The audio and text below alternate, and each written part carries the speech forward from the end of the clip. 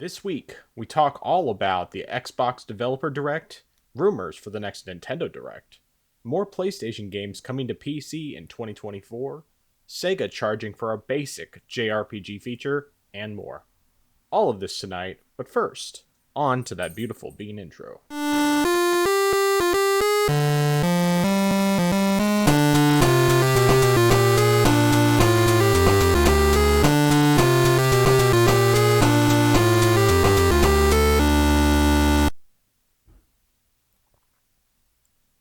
Welcome to the place where PC and console gaming talk combine.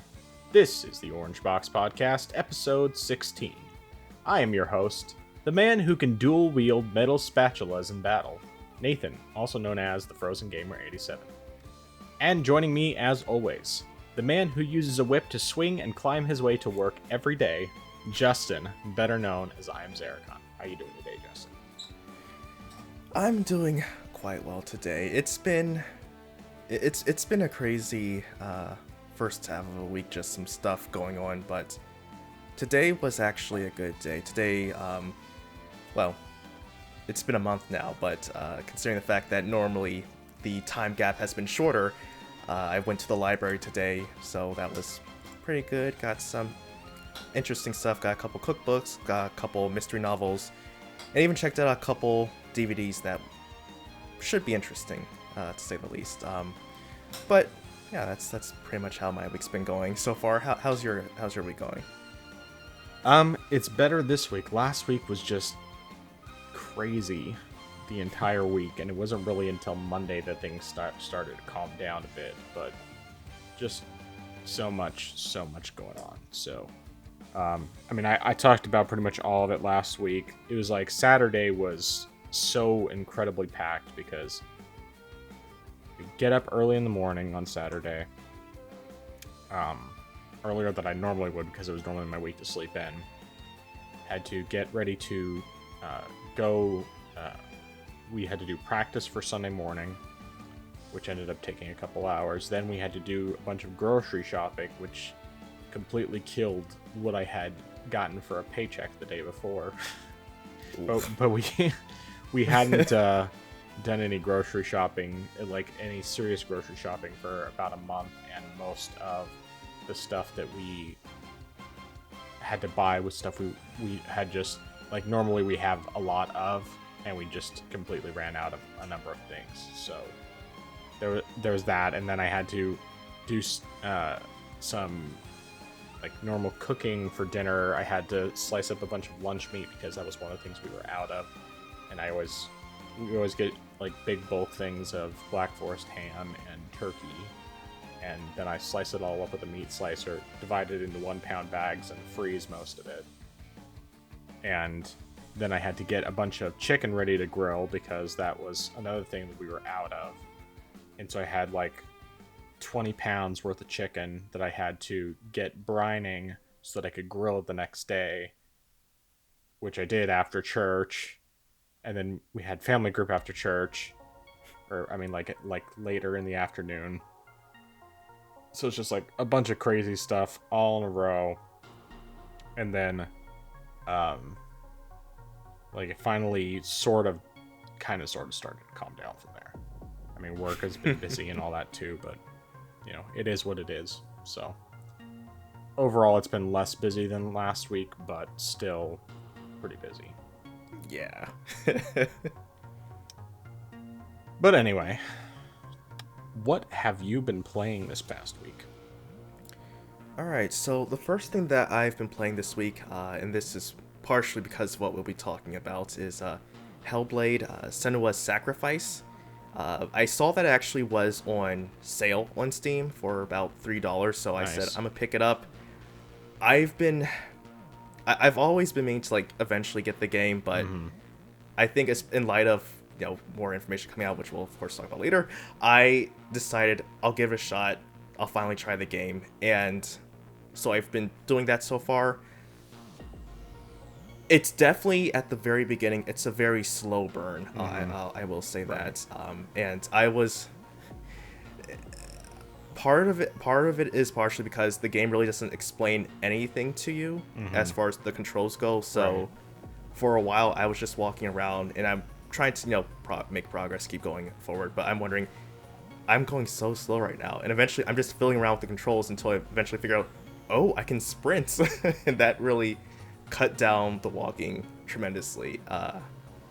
And so I really like there's some aspects of the game I like, some aspects I don't really like too much. One thing I do like is the atmospheric part of the game, like hearing the voices. It does help get into the mindset of the character, but also it does actually help you as far as the game, because some stuff will be giving you hints, and especially in the combat sections in particular, it really helps you. I mean, of course, you can sort of gauge how you're doing based on your health, and also even say looking at the enemy's health, but they can actually tell you, say, whether if you're almost dead or if they're almost dead, and they can also give you hints to say, oh, watch out behind you, and you might not even see there's an enemy behind you, and you can just quickly dodge out of the way. So I do like that. I think that's really great. And the puzzles, I think, are pretty decent. I haven't done too many of them. I've a couple of them I will say I probably struggled with more than I should have, but they're not too bad. Yeah. The combat, I feel while it works, and especially once you understand it, you can do so much better. I think it's a bit, not a bit clunky, but it just feels a bit rigid as far as what you need to do. So I guess for the game, I like it in some aspects, but I dislike it in other aspects. And so I guess in one sense, I was a bit disappointed when I heard that there wasn't too much combat in the game, but I think based on how I've been playing with the combat, I feel like I'm sort of glad that there aren't that many combat. It's not more heavily focused on combat. But I guess we'll talk more about that when we get into the later discussion, but that's what I've been playing there for that part of the game. Now, the other half of my time gaming, which is just popped up over the weekend, I got Power World. I decided to give that a whirl and whatnot, and it was not entirely what I expected. I know, and to be honest, I know I've later on heard the game actually has been announced for about 3 years, but I actually only heard about the game after it had released, and I heard, oh, it's Pokemon with guns. But I think honestly, really, Pokemon is just sort of on the side. It's not actually the main core part of the game, and I know people have said about a lot about survival games, and particularly Ark, but I can't really compare it too much with Ark just because I haven't played that game. And I feel some of the elements I would actually compare it to would be, say, Breath of the Wild.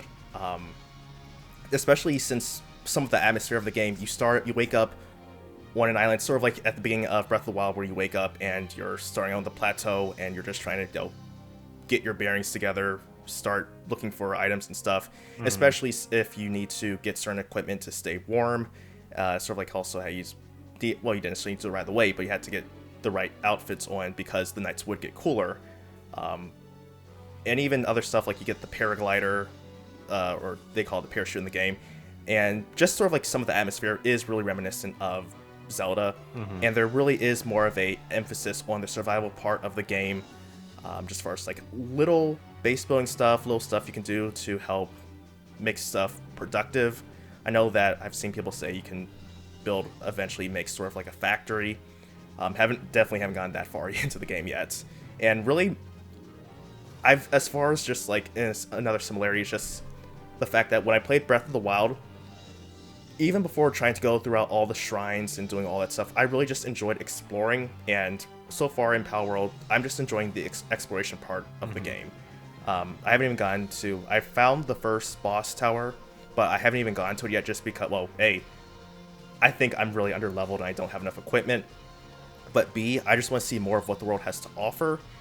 And as far as the pals themselves go, yes, it is... I mean, I guess you could say it is like Pokemon, but they're not really the core focal part of the game. They're really more so a means to an end rather than being front and center. So they really can help you as far as with just, you know, maintaining your base, helping you get more items and stuff. But you don't, I guess you could say, you don't necessarily need to make them a core part. I mean, you should at least have a couple, I would say, that would be necessary. But you can definitely, you know, you don't necessarily need to be overly dependent on them, if that makes sense. But so far, I'm enjoying it. I'm not the biggest survival game person, but this one, I think for me, could help me get more into it, sort of like how Hades got me into roguelikes when I wasn't really into them before. Yeah. But yeah. That's cool. Yeah, Hellblade is an interesting one. I feel like on the one hand, I definitely agree with you on the combat, but I think it also kind of makes more sense because you don't have someone who's just like a warrior and it's not like an action game. And so it kind of makes sense that the combat would be a little more clunky because it feels a little more like, okay, this is a real person as opposed to like a Mary Sue, you know. She's actually, I mean, she's technically able to fight, but it's like sometimes you feel like you're just barely scraping by. And I think that's a good thing for this type of game. It adds to the atmosphere and makes you feel a little more of a connection to the character than you would otherwise. I don't know what the dog just did there. Laying on the bed behind me. As for Pal World, I definitely think it's an interesting thing to look at. I don't know necessarily that it would be something I want to play, but maybe eventually when it's cheap, I'll check it out. Just because I'm curious about it, because I've heard lots of things about it being like very mixed in its gameplay and obviously inspired by a lot of different things. Not just, Pokemon is like a small portion, and then it's like Breath of the Wild and Elden Ring to some degree, and I can't remember what some of the other inspirations were that people were pointing out, but yeah, it sounds interesting anyway. It definitely looks like in many ways it's more polished than the latest Pokemon games have been, which is pretty sad. And of course, Nintendo fanboys in particular, well, I should say more Pokemon fanboys, are just like losing their minds over it, which is just sad and pathetic. But anyway, it's interesting stuff, nevertheless.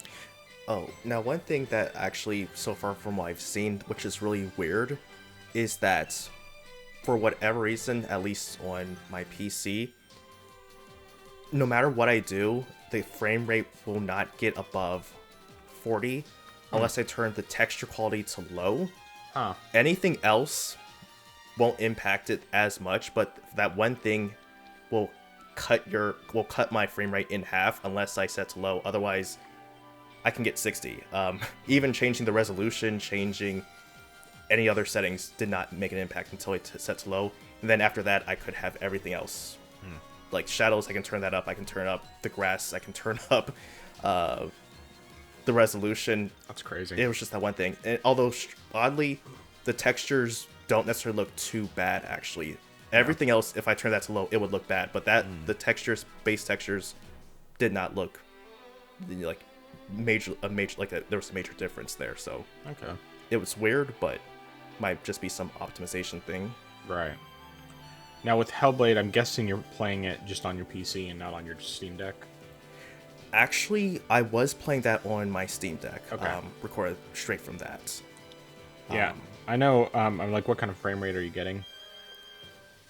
It's mostly 60s with maybe a couple dips into the lower 50s. I did have to fiddle around with the settings some just to make sure I could get more consistent with 60.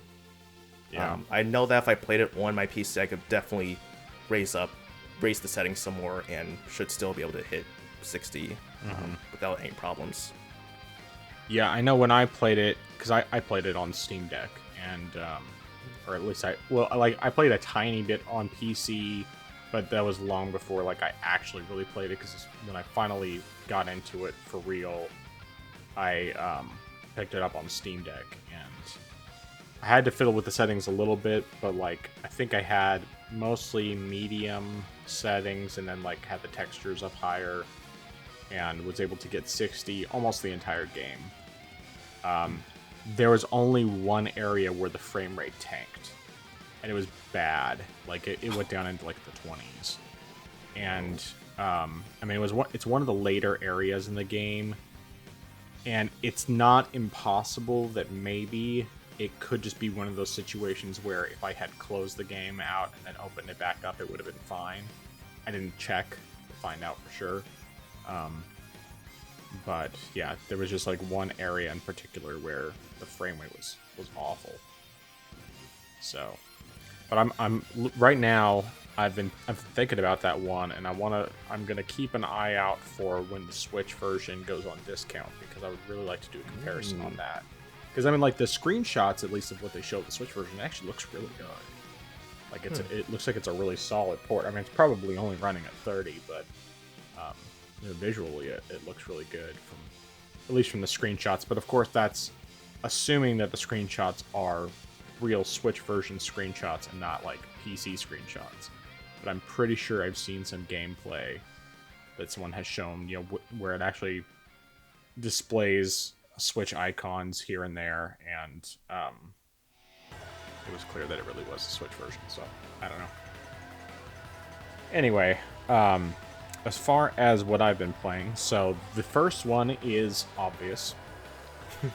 Metal Gear Solid, Phantom Pain, and I finally got all of the achievements on the game. So the part that I was like initially, it was getting the remaining, getting all the missions S ranked and getting all the tasks completed in every mission. That part I was able to get done, I think, on Sunday or Monday. I finally finished that part out. But then the last two achievements I had were tied to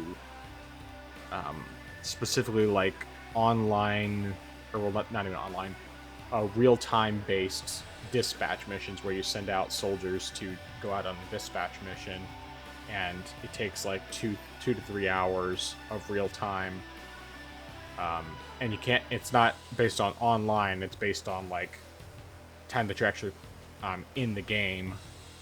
So that took a while, mostly just because I hadn't been doing them a whole lot throughout the game. And you don't have to, you only have to do like specific ones, like there's key dispatch missions that you have to complete.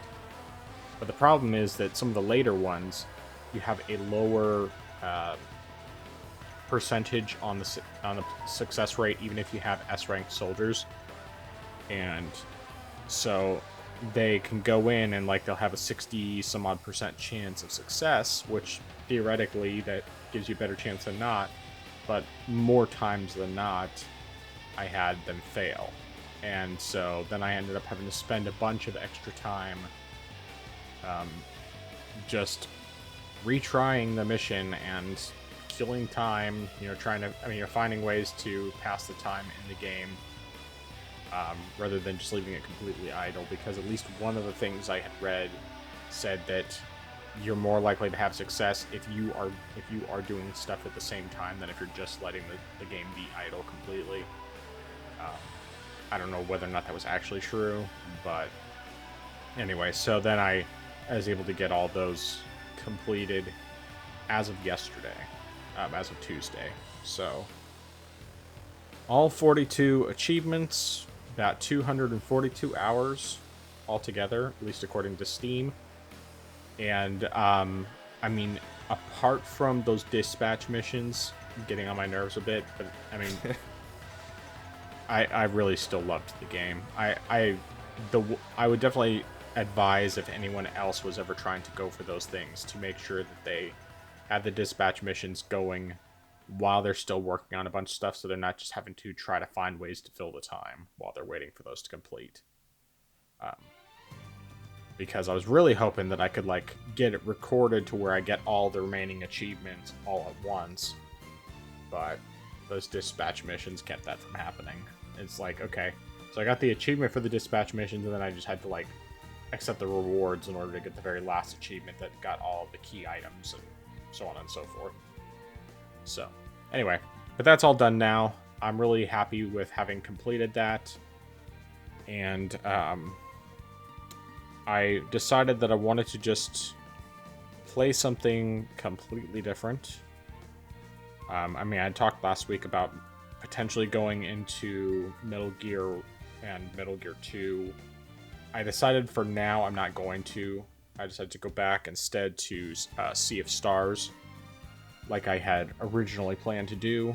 And I didn't get to play very much, mostly because I also needed to record gameplay for some of the stuff for my YouTube channel. So I just played a tiny bit of Sea of Stars and recorded a little bit of gameplay for that. I think I played like maybe half an hour yesterday, and I haven't had any time since then. But what I did play a little bit of, really just for recording's sake, was Final Fantasy X HD, which I did the comparison between Vita and Switch. I haven't put together the video yet, but I've recorded everything for it, so it's just a matter of getting it all put together, which I'll do before Sunday, since Sunday is when I normally publish those videos. I didn't end up having one this past week because I just didn't have enough time to record beforehand, or when I did have time, I forgot to record, so... And then I ended up not having any time on Sunday to do any of that, so I didn't get it done before that. But yeah, definitely reminded about how much I really do enjoy Final Fantasy X. It's a lot of fun.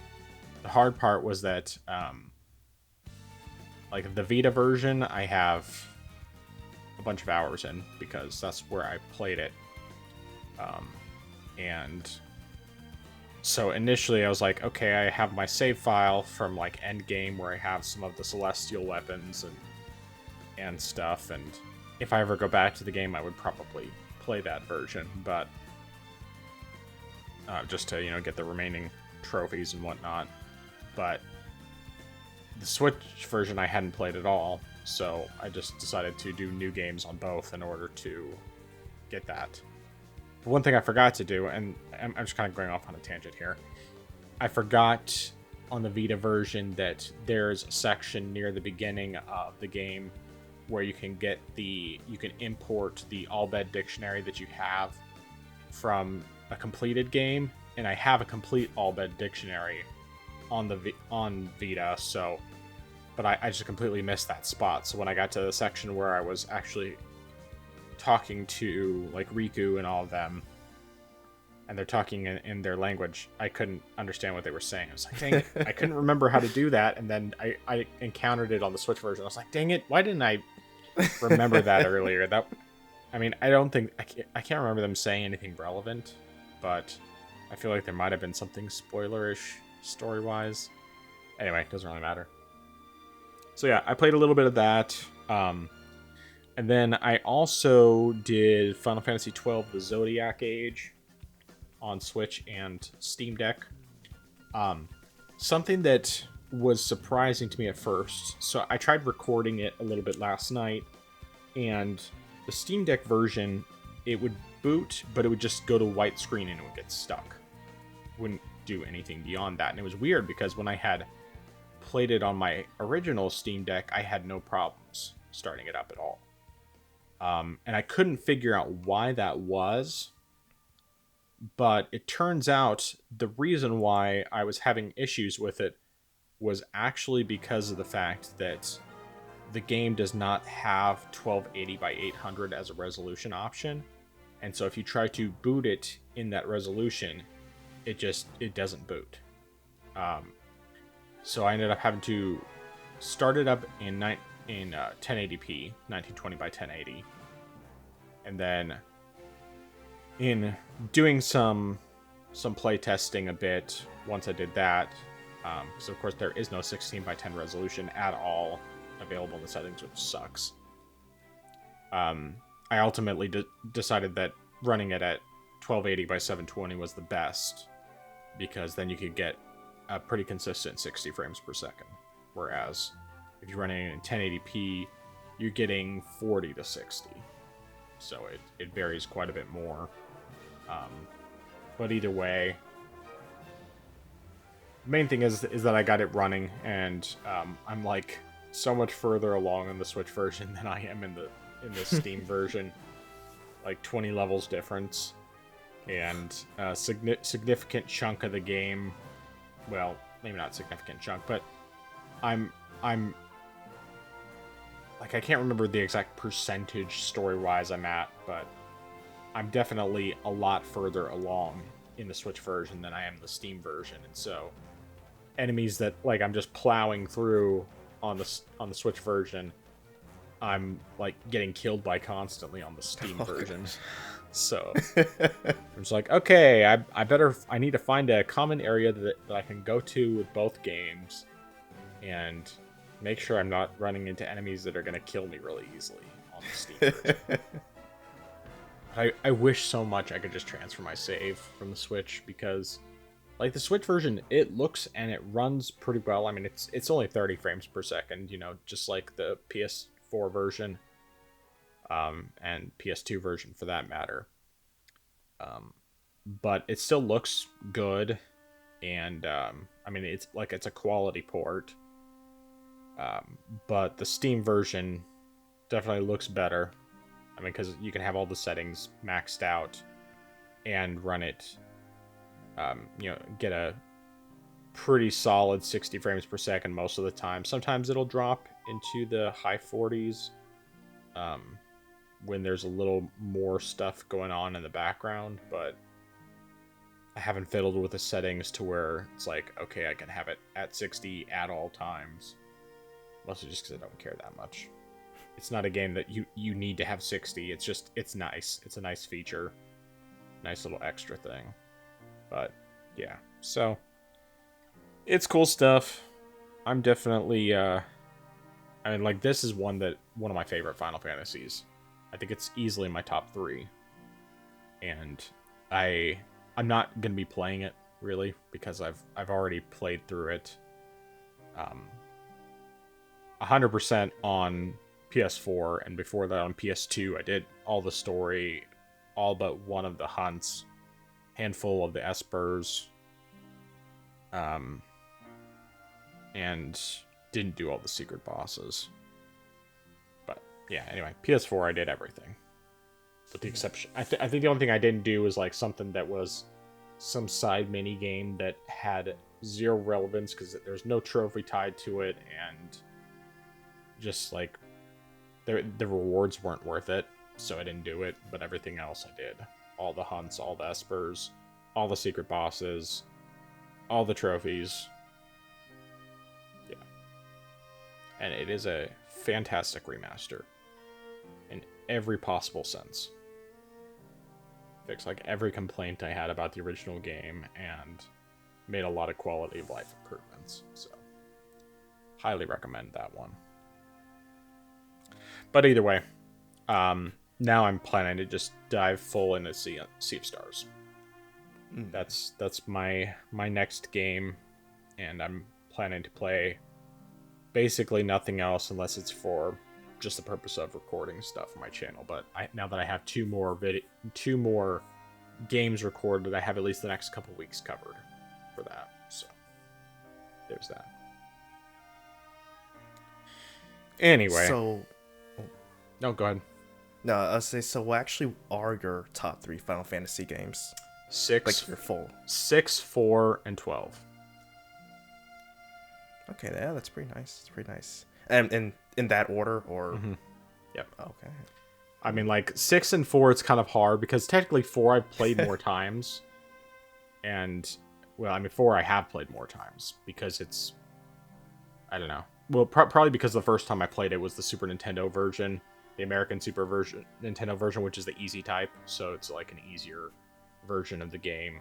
But I mean, I played through that one all the way. I did the Super Nintendo version, I did the PS1 version, I did most of the Game Boy Advance version, but I ended up stopping and then played all the way through the DS version. But I've played it through at least 3 times, all the way, maybe more. I don't remember for sure. And it's still absolutely one of my favorites, but 6 is just, it's such a masterpiece, and it's the only reason why I haven't played it through more times is because I would start playing it and I'd get really into it for a bit and then I just fall off. And so I think I've only played all the way through that one probably twice. But you know what? I know what it was. The last time I was trying to play through it again, the reason I stopped was because I thought that they were going to do a remake of it like they did with Final Fantasy IV. Oh. And so I was hoping that they would do that, and so I stopped because I was like, I really want to play a 3D remake of this, and then it never happened. And now, at some point, I'll probably play through it on Switch with the Pixel remaster, because I mean, it's fantastic. So definitely. But yeah. Anything else before we start getting into news? I guess just one thing regarding the dispatch missions. So, with those weren't anything that you could necessarily say assist in any way with. Those were something that you just had to set. Okay. No, the annoying thing is like on Peace Walker, you had those as well, but Peace Walker, you can add. I mean, you can select not just the soldiers that you want to send out, but you can also like select tanks, helicopters, things like that you can give them. These ones, it's set particular things that you can give them. Like you don't get a choice in the matter. So like the later missions, you'll have like these walker gear things, which are essentially kind of like the Magitech armor things, essentially for from Final Fantasy VI, and then there's like one tank thing that you get sent out, and that's all you get to send out. And you can set which soldiers you want to send, and sometimes if you get ones with specific skills, it can be more helpful, but it's still, you're not going to have a super high success rate. So it's just, it's more or less RNG is what you're dealing with. And gosh. Oh.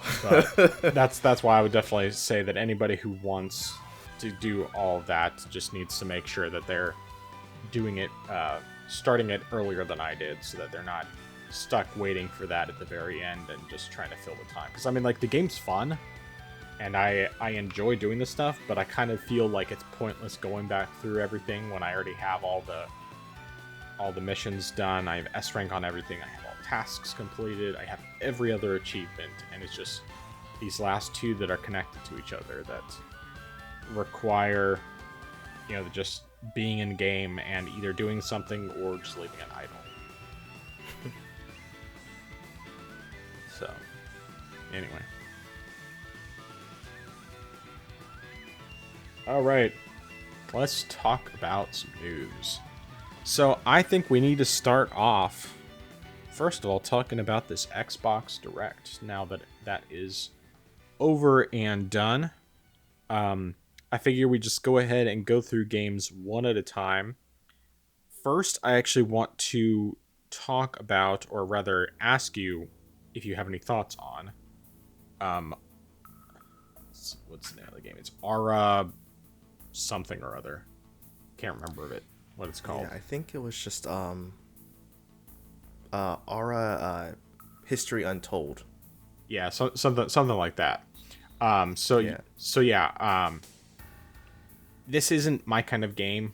I'm not really into those kind of strategy games, but I know like you were playing the Total War games recently, or rather you were playing the one Total War game.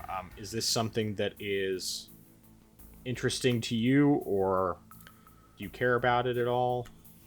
I mean, I would probably have to look at some more, just because like I'm not the biggest strategy person. I've played a couple different strategy games, and I definitely feel like turn-based strategy games, as far as on that scale, where you're like controlling, say, entire armies, something like that is not my strongest suit. So I feel like that game wouldn't necessarily apply to me. I mean, I could try it and I might get into it, but I feel like it's not a game that I'm necessarily much into. Like, it looks similar to, I guess, the Civ games, just because of that like historical aspect, and you're playing it with your old civilizations and stuff like that. But I wasn't really into that. I don't think I have any of those games either, for that matter. But yeah, but I agree with you. That's not really my cup of tea either.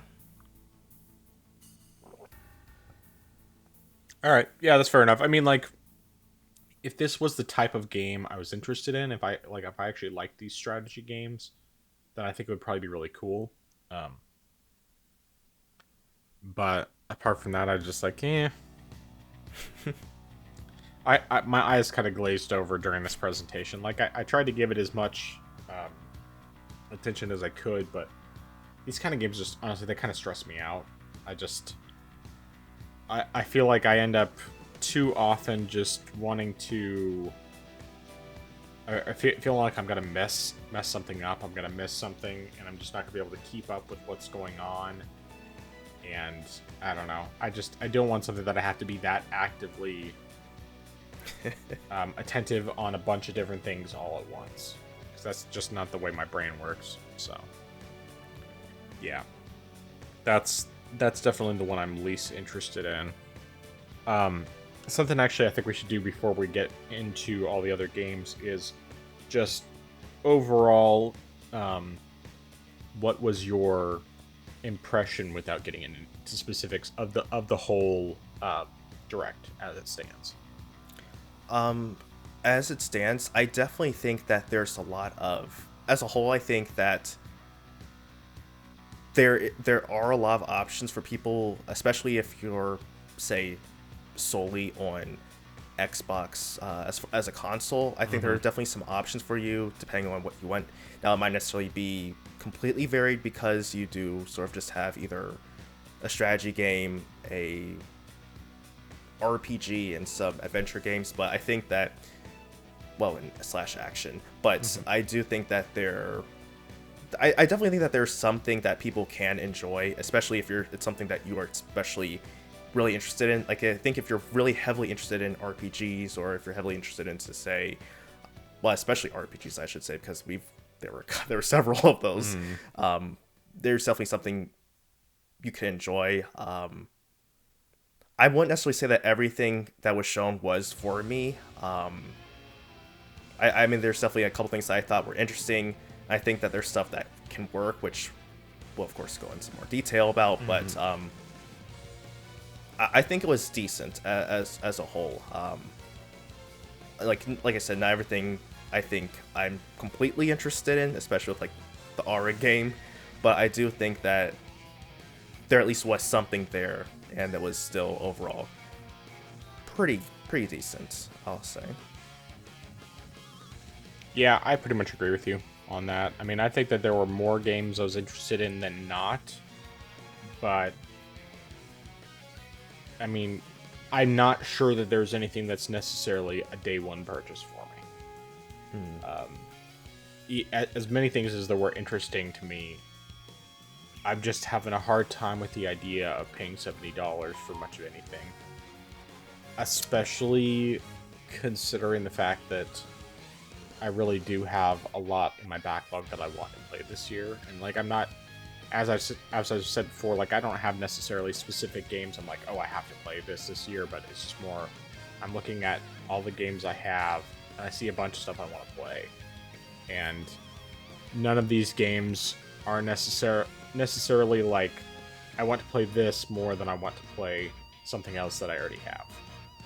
So, I'll just put it that way. But let's get into more specifics. So, I think we should start and end with like the biggest ones. So let's go into Hellblade 2 first. So, I think I'll go ahead and start with this because of the fact that I played all the way through the first game. I have mixed thoughts on this. Now, what they've shown so far, of course, the game looks fantastic, visually stunning, extremely impressive. I mean, it's easily the most realistic looking game that exists currently. And there are definitely some ones out there that are super impressive, but this is easily the most impressive.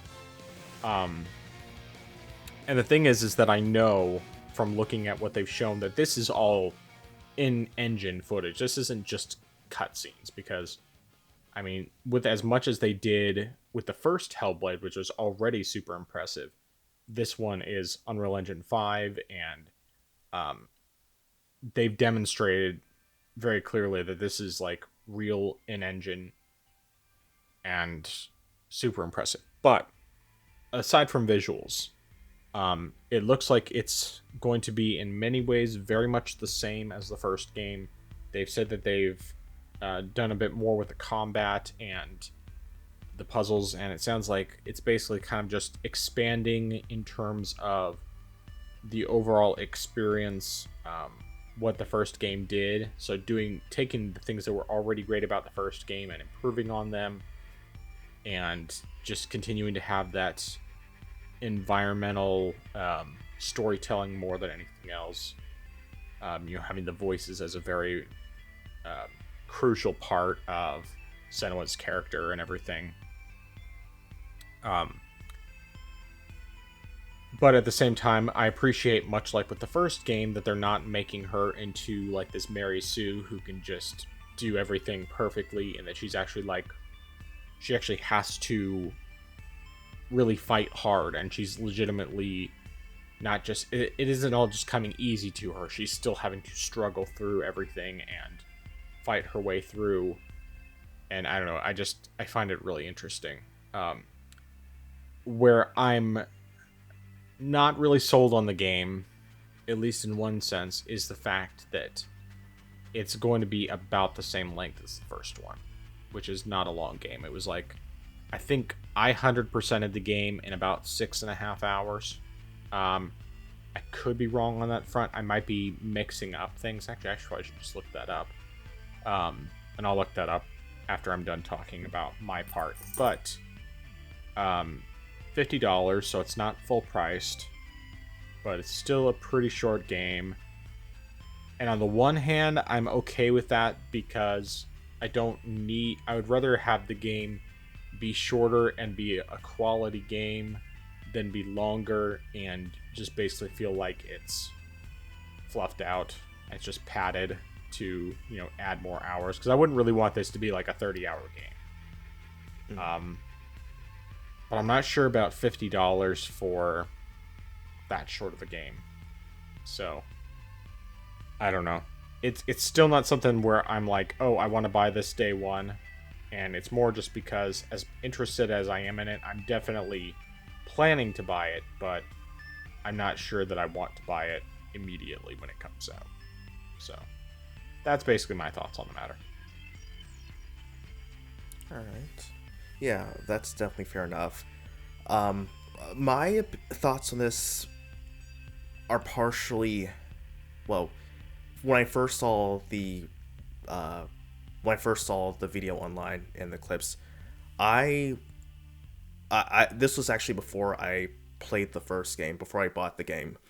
So I was very, very hesitant about this game, just because of the fact that I was looking through the entire presentation for Hellblade 2, and I barely saw any complete gameplay aspects. I was wondering, okay, I don't know much about the gameplay. Like, I want to know more about the gameplay, and I'm not really seeing too much. I'm just seeing a lot of people talking about the game, and that was really making me hesitant about getting it, just because I was thinking, I don't know. I mean, I appreciate them talking about characters and story, but personally, for me, as playing games, gameplay is the core aspect that I care about, and that's one of the things that I find to be like the most important part of a game, is playing it. So when I was watching the presentation, I was just I was thinking, I appreciate the fact they're saying they're going to go into more depth with things, and I also agree that it looks good. But I was just thinking, I actually want to see how the game plays and stuff. After playing through the first game some, I can sort of understand more now, because of what the focus of the game is, sort of on, as you mentioned, the environmental storytelling and examining the character and exploring the character. So I do understand as to why that the gameplay wasn't as much of an emphasis. I can definitely see that. One thing I definitely would say is that I guess I partially or maybe just slightly disagree about the fact that the game is or needs to be as short. Like, as you mentioned, 30 hours is... I wouldn't want it to be 30 hours. Right. But I think that if it is the same length of the first game, I mean, unless they did a whole lot more changes with some of the combat, with the puzzles and stuff like that, and the actual gameplay, I think I would be fine. I think if it is about 6 to 8 hours, I think that's good, just because based on what I'm playing so far, and I've only really gotten through I've gone through the Raven boss fights, and I just started getting into the fire area. I just started doing that. I just started getting into that part. So I feel like, just based on what so far, unless something more happens that really makes things, just starts things to ramp up more, I think anything too much longer than that, and it personally would just feel a little tedious. So Right. I think that length is fine. As far as the $50 price tag, I don't know how much the original game costs. I know that's the full, at least what's stated on Steam, the full price is $30. I don't know if it was more than that when it first launched or not. If it was around that price point, I think that's pretty fair, considering if it was $50 then it's like $50 now for the sequel, and you get the better graphics and whatnot. I think that's pretty fair. If it was still $30 when it first launched, a near that's like nearly that's almost a 100% price increase. But I mean, I don't know. It's definitely not something I would pay on day one, just because like it's something that wait for a little bit of a sale there. The one thing I actually will say is that it's a bit of a shame for console players who can't get this physically. That's completely digital only, Right. and that's something that we've actually seen. Alan Wake 2, that was digital only, and there was no chance of a physical version. So I do feel like for people who do want to get the game physically, that's a bit of a shame on their end, just because they don't have that option. So I do wish that the game did have that option, but it is nice though that you're not paying $70 for the game, which most of the games are going to be $70. So that is good news there. Yeah. And yeah, you made some good points. And I actually looked at my time, and it was actually 11 hours it took me to 100% it. That was with me getting lost a couple times, or maybe not lost, but just having difficult time finding certain things, and occasionally, having a difficult time working my way through puzzles. But I don't think I looked up solutions a whole lot. So it's mostly, anyway. So I'm still a little mixed on it. I think for me it's more just, it's not necessarily that I don't think it's worth $50. It's just I'm not sure if I want to spend $50 because I'm not sure if I want to play it right away. Because it does come out May 21st, which is it's good. They have something second quarter. But yeah, and I know that the Switch version, at least if I remember correctly when I was looking it up earlier today, is like $40 without a sale. Okay. And I don't remember if that one ever got a physical version on Switch, but I really believe what's going to happen with both Alan Wake 2 and Hellblade 2 is they're going to be digital only at first, and then they're going to get physical releases later on through limited run. Because they know that people will pay it. It's just like with Baldur's Gate 3, that was digital only. I don't know if they said initially that they weren't planning to do a physical version, or if they actually just said that they would do physical later on, but I could see that happening. So we'll see what happens with that. Either way, I think it looks great. Yeah, you definitely gave me some stuff to think about when it comes to the price versus the length. But we'll just see. I don't know. Maybe I'll go through Green Man Gaming and, get it for, 10-20% off, whatever it ends up being initially, and see what happens with that. But at least as of right now, I'm not planning to buy it right away. Of course, I wasn't planning to buy Starfield right away, and then I got sold on it and bought the early access version and started playing it day one. So we'll see. I mean, this is definitely a smaller game than Starfield, but we'll see what happens. We'll see what happens when May 21st rolls around and what I'm thinking at that point. But anyway.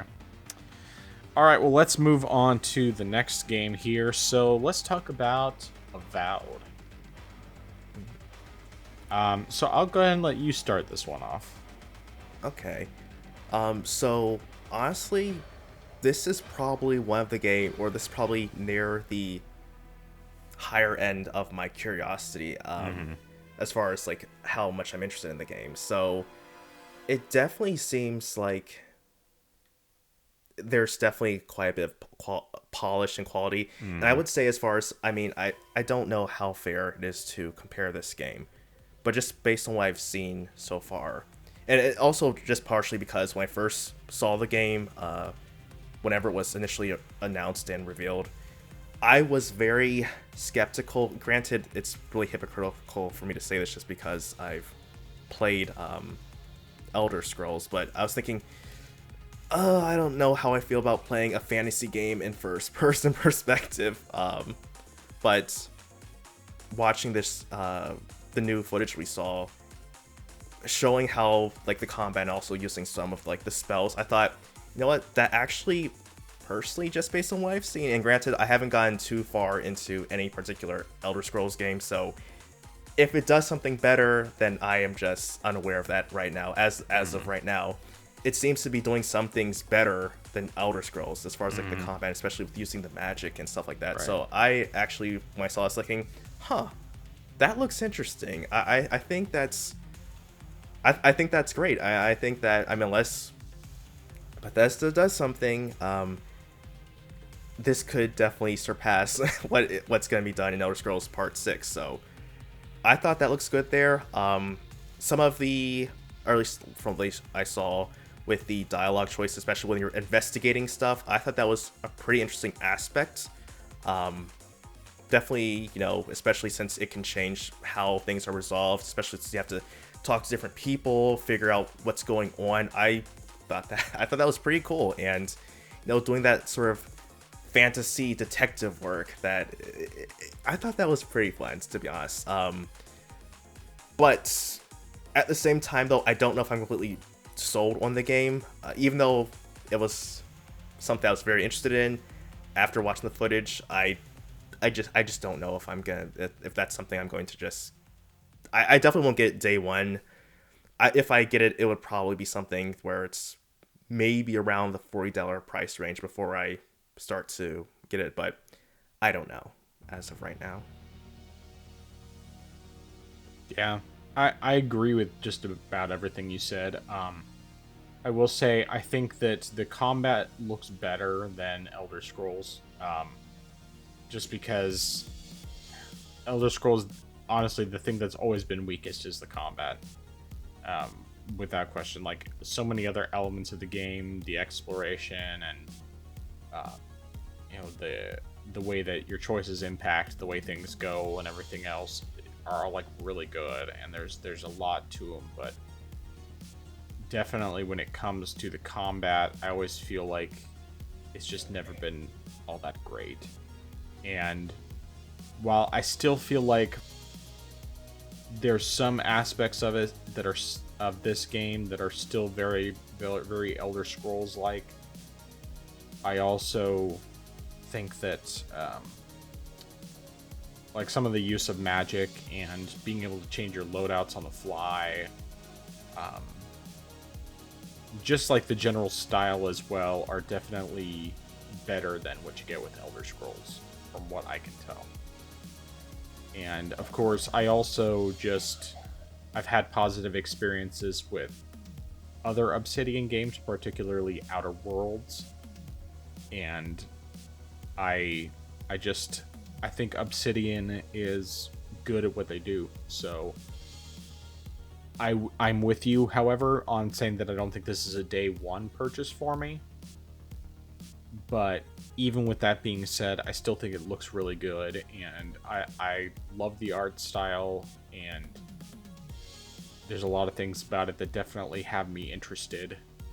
But we'll kind of just have to wait and see how things go, whether or not I decide that this is one of those that I want to play right away, because my guess is it probably won't be. Especially because, like, Outer Worlds, I still haven't even finished it yet. Like, I played, like, 20 some odd hours on the Switch before I stopped playing because the performance just got too bad, and then I bought the game on discount on Steam and played a good chunk of it and basically got more or less caught up to where I was on Switch. But then I fell off of that, mostly because it was like right around the time I first got my Steam Deck, and so I was just trying out a bunch of different things and not really sticking to anything. But it's just I don't know. I think Avowed looks like a cool game. It's one I'm very interested in, but like just about everything else that they've shown, I'm not sure if I want to play it more than I want to play games I already have. So. Any other thoughts on that? No. All right, so there was a bit of a surprise announcement, and I think it was a little bit of a troll by Square Enix because, they show, Square Enix is the surprise guest appearance here. I thought, are they gonna finally say Final Fantasy VII Remake? And no, it's Visions of Mana, which is the latest game in the Mana series. Which goes all the way back to, I can't even remember what the original Mana game was translated to. I mean, I know that it was labeled as like Final Fantasy Legend or something like that on the Game Boy, and then they did Secret of Mana on the Super Nintendo, and then the Trials of Mana, which originally was a Japan-only release, I believe also for the Game Boy, and then later came to Switch, and then got a remake that came to a bunch of platforms. The Secret of Mana got a remake on like the Vita as well. Legend of Mana, I think, was the first game. But anyway, so this is a series I've never gotten into. I tried playing Secret of Mana on the Super Nintendo, and it just didn't grab me. But seeing this trailer for this new game actually kind of makes me want to give the series another chance. Like, start from scratch and see if I can get into it. Even if it's just starting with the Super Nintendo one, with Secret of Mana, which I think would probably be the easier one to start with if I was going to pick one. But I don't know. What do you think about all this? Well, I'm actually very interested by what you said about starting off with Secret of Mana and it not clicking with you, because I started with Secret of Mana and I played the game. I got through the first boss fight and I died, and I thought, is this a boss fight I'm supposed to lose to? Am I supposed to like get rescued or something like that? And I realized, no, I lost. And I thought, maybe I did something wrong. And then I tried it again, went to the boss fight, and I realized, no, I just died. And it took me a while to realize the fact that based on when I was going through it, the game does not play how I was thinking about it, because I was thinking, okay, it's an action RPG. I can just dodge, I can just run away, and I won't get hit. I still got hit even when I was a distance away, and I realized I really don't like this game. Just because I was thinking the game can't decide if it wants to be a turn-based RPG where where you just, take your hits, take your turns and stuff like that, or supposed to be action because you do move around and you do actually have to land a hit on an enemy. Yeah. And I really just did not come back to that game. And I played Sword of Mana on the Game Boy Advance, and that actually seems to do a whole lot better for me. And I had a better experience, and I didn't get too far in it, but it seemed better to me. So if I ever went back and played any of the Mana games that I have, I would see what happens. This at least seems interesting. Definitely seems like could be a nice refresh, a revamp of the series. Definitely interesting seeing it, an actual new title, not necessarily say a remake, from their backlog. So that is interesting to see if that's coming out. If that could be something that could be, in a sense, being a resurgence, sort of like, I mean, it's very popular over in Japan, but it wasn't necessarily popular over here. The Dragon Quest games. If this could be sort of like the next Dragon Quest in the West, where it makes where the series just really gets popular and people really start speaking more about it. I mean, of course, people probably talked about with the remakes, Trial of Mana and stuff like that, but if this is something that really, ramps things up, that would be interesting to see. But I personally won't get the game just because I'm still not. I just really want Square Enix to just really just let go of your NFTs. Like I'm really they double down. So I'm just like, no, I can't do this, Square. So because of that, I'm just like, no, I'm refraining from the game. But it does seem good. Yeah, I mean, once again, this is definitely not something I would buy day one. I mean, unless I somehow got, like, heavily invested in the series and just decided that it was somehow able to not only get into, but complete all of the games before this one came out and just was, like, obsessed with it. Kind of like, I ended up getting with Metal Gear Solid. That's the only way I could see myself buying a day one. Otherwise, it would just be like, okay, well, if I get into this series and I find myself liking it all enough to where I want to play the latest game, then yeah, I'll do it. But I'm not going to play it unless I play the other games first. Because whether or not they're even, like, connected story-wise, the thing for me about playing through games in order as much as possible, with the exception of, like, Final Fantasy, where, I started with 8 and then played a bunch of random ones after that, is that I like to appreciate the gameplay improvements. Well, just all the improvements, the gameplay improvements, the quality of life improvements, music, whatever else, from one game to the next. And I don't appreciate that if I start with the last game and then work my way backwards. It can work sometimes, like Sly Cooper. I started with the 4th game and then I went back and played 1 through 3. And I definitely appreciated those changes, but the 4th one ended up still being my favorite one in terms of gameplay, because it was gameplay wise the most advanced of the 4 games. So, but anyway, yeah.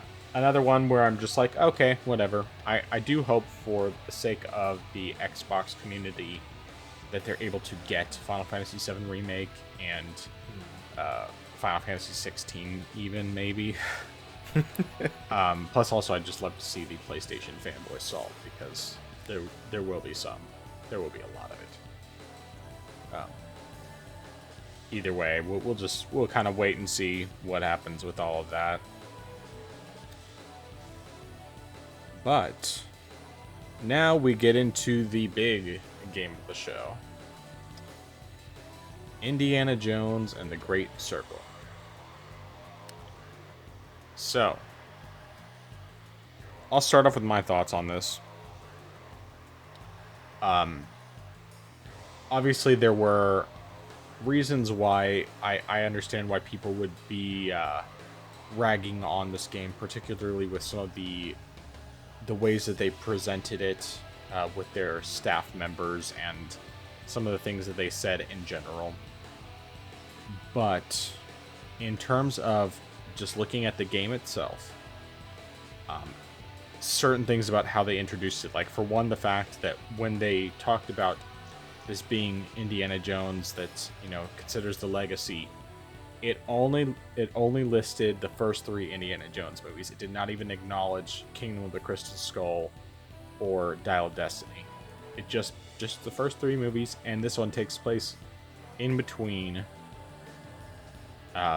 2 and 3, although I think technically it would be in between 1 and 3 because 2 is a prequel to 1. But Yeah. but I can't remember if they actually said that when they did it or I not. think they did say like chronologically it takes. I think they said chronologically it takes place between Raiders and Last Okay, Crusade. So good, it because would- I'm glad that they did, because like I couldn't remember what they said. I knew that it was I knew it was before Last Crusade. That's the only thing I remembered specifically, and I couldn't remember what they said as far as which one came right before it. But anyway, so yeah, that's great.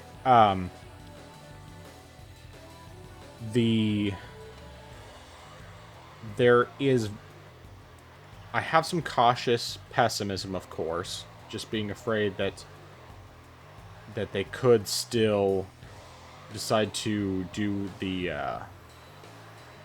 what's the phrasing that they used for subverting our expectations and make it so that the girl is really the main hero. But at least all the gameplay they showed was all indie doing the stuff, and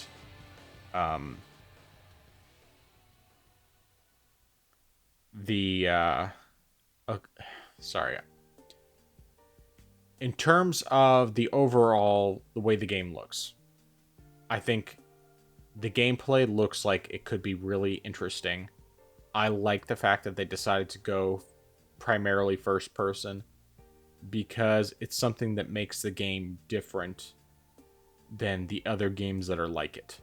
So both both Uncharted and Tomb Raider are both third person, and this one is primarily first person, with the exception of like some behind the back shots, like when he's climbing stuff or swinging across gaps and stuff with his whip, that sort of thing. But I think that using the first person perspective, I mean, besides the fact that Machine Games, that's what they do, their games are all in first person, it's also the fact that it makes it feel more distinct, and not just, there's no reason for people to claim that this is just a ripoff, even though of course they're still making fun of it because it's not third person, because they think that it should be third person like Uncharted, even though if it was third person like Uncharted, they would just be calling it an Uncharted ripoff. And even though Uncharted is more or less based on Indiana Jones. But yeah, anyway, all that being said, I think the game looks really good. I'm cautiously optimistic about it. I think that even though the voice actor they've chosen for Indy doesn't sound quite the same as Harrison Ford, it's Troy Baker, and Troy Baker is fantastic. I mean, he's an excellent voice actor, and he does a really good job. Like, he's not quite Harrison Ford, but he's close enough to where it's like it doesn't feel like it's someone completely different, even though it also does, if that makes sense. I don't know. I mean, it's Troy Baker, he's extremely versatile. I mean, he played what's his face, Revolver Ocelot in Metal Gear Solid 5. So, and they literally just made him. I mean, Ocelot looks like Troy Baker with with long grayish hair, and they made it work. Like, it sounds like Troy Baker, looks like Troy Baker, but just enough of a difference to where it's like, okay, I can see how he could be Revolver Ocelot. Anyway, enough about that. I want to hear your thoughts on this. So I can understand why they would want to make it a first person perspective, as you mentioned, for that distinct perspective, but I don't know. I honestly, I understand the criticism. I know, I understand they don't want it to be a clone, but honestly, I sort of want it to be third person, but not like Uncharted and not like modern Tomb Raider. What I really would have liked it if it was more so akin to the original Tomb Raider games, or like the later Indiana Jones games, like The Emperor's Tomb, or even going back, like say, almost a decade earlier, The Infernal Machine, because those I think were were sort of like a good adventure-ish with some action elements into it. I thought those games worked, especially playing the original Tomb Raider games. That's something I really wanted to see, more of that gameplay, more of that style of game. Whereas with the more modern one, it's more action focused. And sure, Indiana Jones movies have those action elements, but just going through the exploration, I think, especially with like say platforming, I think that would have been really good for a third person perspective. So I'm kind of disappointed there. Again, machine games, first person games are their forte, so that's their bread and butter. They know what they're doing with that part. So I can have hope that it'll be good, but it's still not necessarily what I would want. Like I definitely do not want. And I think it's really crazy when people call if it was third person, they would call it an Uncharted and Tomb Raider clone, considering the fact that Uncharted basically is a Tomb Raider clone, and Tomb Raider is essentially, in a sense, an Indiana Jones clone. And even considering the fact that Lara Croft, one of the main items she actually was possibly going to have in the first game was going to be a whip, but they scrapped that. So anyone calling it a clone really does not know what they're talking about if they're just going to say, oh, Indiana Jones is a clone of these games. No, they're a clone. They would not exist if it wasn't for Indy. Like, let's just get that straight. So, the fanboys aside, it could work. I don't know. But as you mentioned,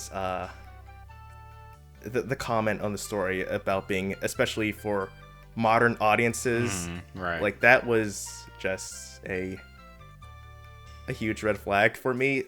So I will definitely wait and see more about the game, especially after it comes out. And if everything seems good, then I might come back if there's a sale, especially if it's now that I'm really doing a lot of more Green Man Gaming stuff now.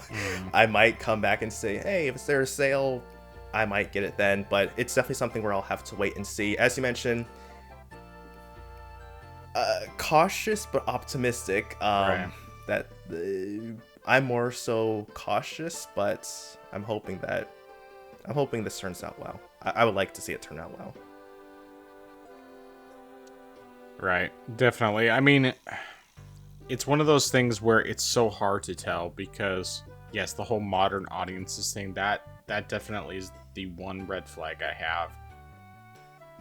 And I will at least keep my eyes peeled for some of the stuff that people have to say, but I think occasionally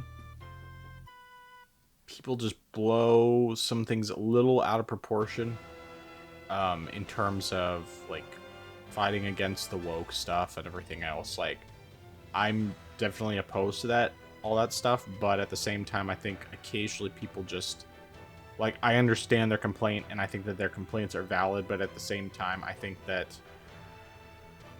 they just make a mountain out of a molehill, more or less. Like, the whole pronouns thing in Starfield, which it is in the character selection screen. You can select your pronouns, and I mean they only have 2 types of pronouns, but like I definitely understand where like Az was coming from with his frustration about you just can't escape this. But for me, it just ended up being a situation where I'm like, it never comes up in the game after that at all. Not a single time. And it might be different if people are doing different things. I don't know. I'm not going to get into all that. The point is that I think sometimes people just go overboard on their frustration with it, and for me, I kind of take it in stride depending on what it is and how far it goes. I don't feel like Starfield was egregious in it. It was just kind of like, let's get some points with these crowds, and so we're gonna throw this in to the character creation screen and then never acknowledge it again after that. And as long as Indiana Jones does not like basically replace him halfway through the game with this female character and say, now you're playing as her the rest of the game, it's probably all right. I mean, her being, a little sassy towards him and stuff, it's like, okay, well, that's every female who's been in the Indiana Jones movies. It's like, Yes, since the like very especially first with one. Marion, like Right, she exactly. was like that. Exactly, like, from the very first movie, you always have that, but as long as Indy is the main character for the whole game, and at most you have like one or two very, very brief sections where you're playing as the female character. I mean, personally, I hope it's neat and no sections, because this is the first proper Indiana Jones game we've had in a really, really long time. I can live with it, but obviously my preference is just that they make it about Indy, because that's what it's about. This, don't do the Dial of Destiny thing and emasculate him and replace him with that awful Phoebe Waller-Bridge, who literally plays the same character in every movie she's in, even when she's a robot. Can't stand her. But anyway, obviously they can't kill him off, since this is. Oh yeah. They can't do what they were going to do with Dial of Destiny and kill him off and replace him with her, and have her go back in time and be the only Indiana Jones throughout all those situations. I'm not going to get into that. Okay, we're not going to talk about that. But as an overall thing, I'm going to say cautiously optimistic. I'll watch and see what happens. I'm not going to worry too much about some of people's opinions, because there are certain people, like a great example is Griffin Gaming. Like I agree with him on a lot of stuff. He talks about fanboy stuff all the time, and a lot of his stuff is really entertaining, but sometimes I think that he just hates things just to be different. It's like, okay, more power to you. Not that his criticisms are all invalid, but sometimes I think he just intentionally hates everything because it's, gets him more clicks, whatever. It's like, okay, that's fine. You can hate this if you want. I still like it. I liked Starfield. And I thought that the Xbox Direct was pretty good overall. But anyway. Any further thoughts on Indie or anything else within the Xbox Direct? Nope. I think I got everything out. All right, so let's go ahead and talk a bit about these Nintendo Direct rumors. Now, I will say in advance, although I think these are probably the most credible rumors I've seen in a while, or at least the most believable rumors, we don't know that they're necessarily real. I definitely will say that I will still remain semi-skeptical, but I think that of the different things I've heard in the past, this one is probably the most believable. So, anyway, do you want to talk a bit about that, or you want me to just bring up the different games that they mentioned? Yeah, I can discuss this. So there was a 4chan thread. I found an archive version of the thread, but someone who apparently leaked the Princess Peach ninja and cowgirl outfits from the upcoming Princess Peach game said that the next Nintendo Direct will have these games in it, and that is a Fire Emblem 4 remake, and Fire Emblem 4 is, from what I recall, a game that was only released in Japan. There will be a Donkey Kong Country game for the 30th anniversary, Metroid Prime 2 Remastered, a Grezzo remake of the Zelda Oracle games, and I think from what I heard, Grezzo is the company or the group that did Link's Awakening remake, and also a return of the Famicom Detective Club games, or at least a rebranding in a sense as the Nintendo Detective Club. So nothing more specific than that, but that's just what was mentioned. So those are going to be the games that will be shown at the next Direct. It wasn't stated when the Direct is going to be, just that those will be shown in the next Direct. All right. So there are, I have to say, the one thing that really makes me kind of question this one is the Famicom Detective Club thing. Now, the main reason why is because I can't understand why they would rebrand it as Nintendo Direct Detective Club when they've already released the remakes of the Famicom Detective Club games on the Switch a couple years ago. I actually have the trailer playing right now for the video version, but like these games already, I can't understand why they would change the branding of it if they've already kept it as Famicom for the US localizations. So that is the one thing that makes me question the legitimacy of this, apart from the fact that it's on 4chan. I mean, 4chan, of course, obviously, So that is the one thing that makes me say this is potentially fake. But some of these other things that they've said, of course, the fact that they got the Princess Peach stuff correct in the past, are either safe predictions or are just very likely predictions. Like the Metroid Prime 2 remaster, I mean, we pretty much know that it's going to happen. There's no doubt that Metroid Prime 2 and Metroid Prime 3 are going to get remasters in some form or another. Some people have stated, typically, more insiders have stated that they are pretty sure that these are not going to be on the same scale as the first Metroid Prime remaster. And, I wish that they would be, because the first Metroid Prime remaster was fantastic. But, I don't have any doubt that the Metroid Prime 2 remaster is going to happen, and that it could very easily be announced and maybe even shadow dropped at the next Nintendo Direct. They could just do the exact same thing that they did with the first Metroid Prime remaster, where they shadow dropped it after that Direct and then did the physical version 3 weeks later, whatever it was. I can't remember what date the last Nintendo Direct was. I know that the physical version didn't come out till February 22nd. Yeah. Which is when I got the game. But either way, I think Metroid Prime 2 Remastered it's a very safe prediction. The Fire Emblem 4 remake, which is, I think it's supposed to be something about the Holy War. Genealogy of the Holy War? Genealogy of the Holy War, thank you. That one has been rumored for a while. Nate the Hate, in particular, has been one who has said a bunch of times that this is coming.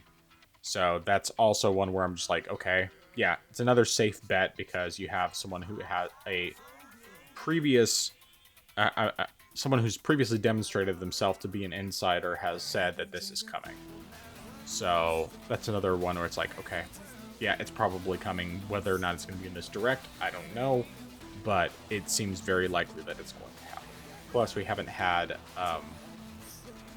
another Fire Emblem game in a little bit. I guess, what was it? I'm trying to think if they had a regular Fire Emblem game last, if Engage was the last one, or if it was one of the Warriors games that was last. But regardless of, because they had Fire Emblem Engage was the most recent mainline one, and then they had Fire Emblem Warriors something or other. It was either before that or after that. I can't remember which. But either way, it was it Three Hopes maybe for the I think Three Hopes was the name of the second Warriors game, if I remember correctly. Okay. But anyway, so we have it's been a while since we had a remake. The last remake we had was Shadows of Valentia, as far as I can remember, on 3DS, which I haven't played yet, but I do have the physical of that.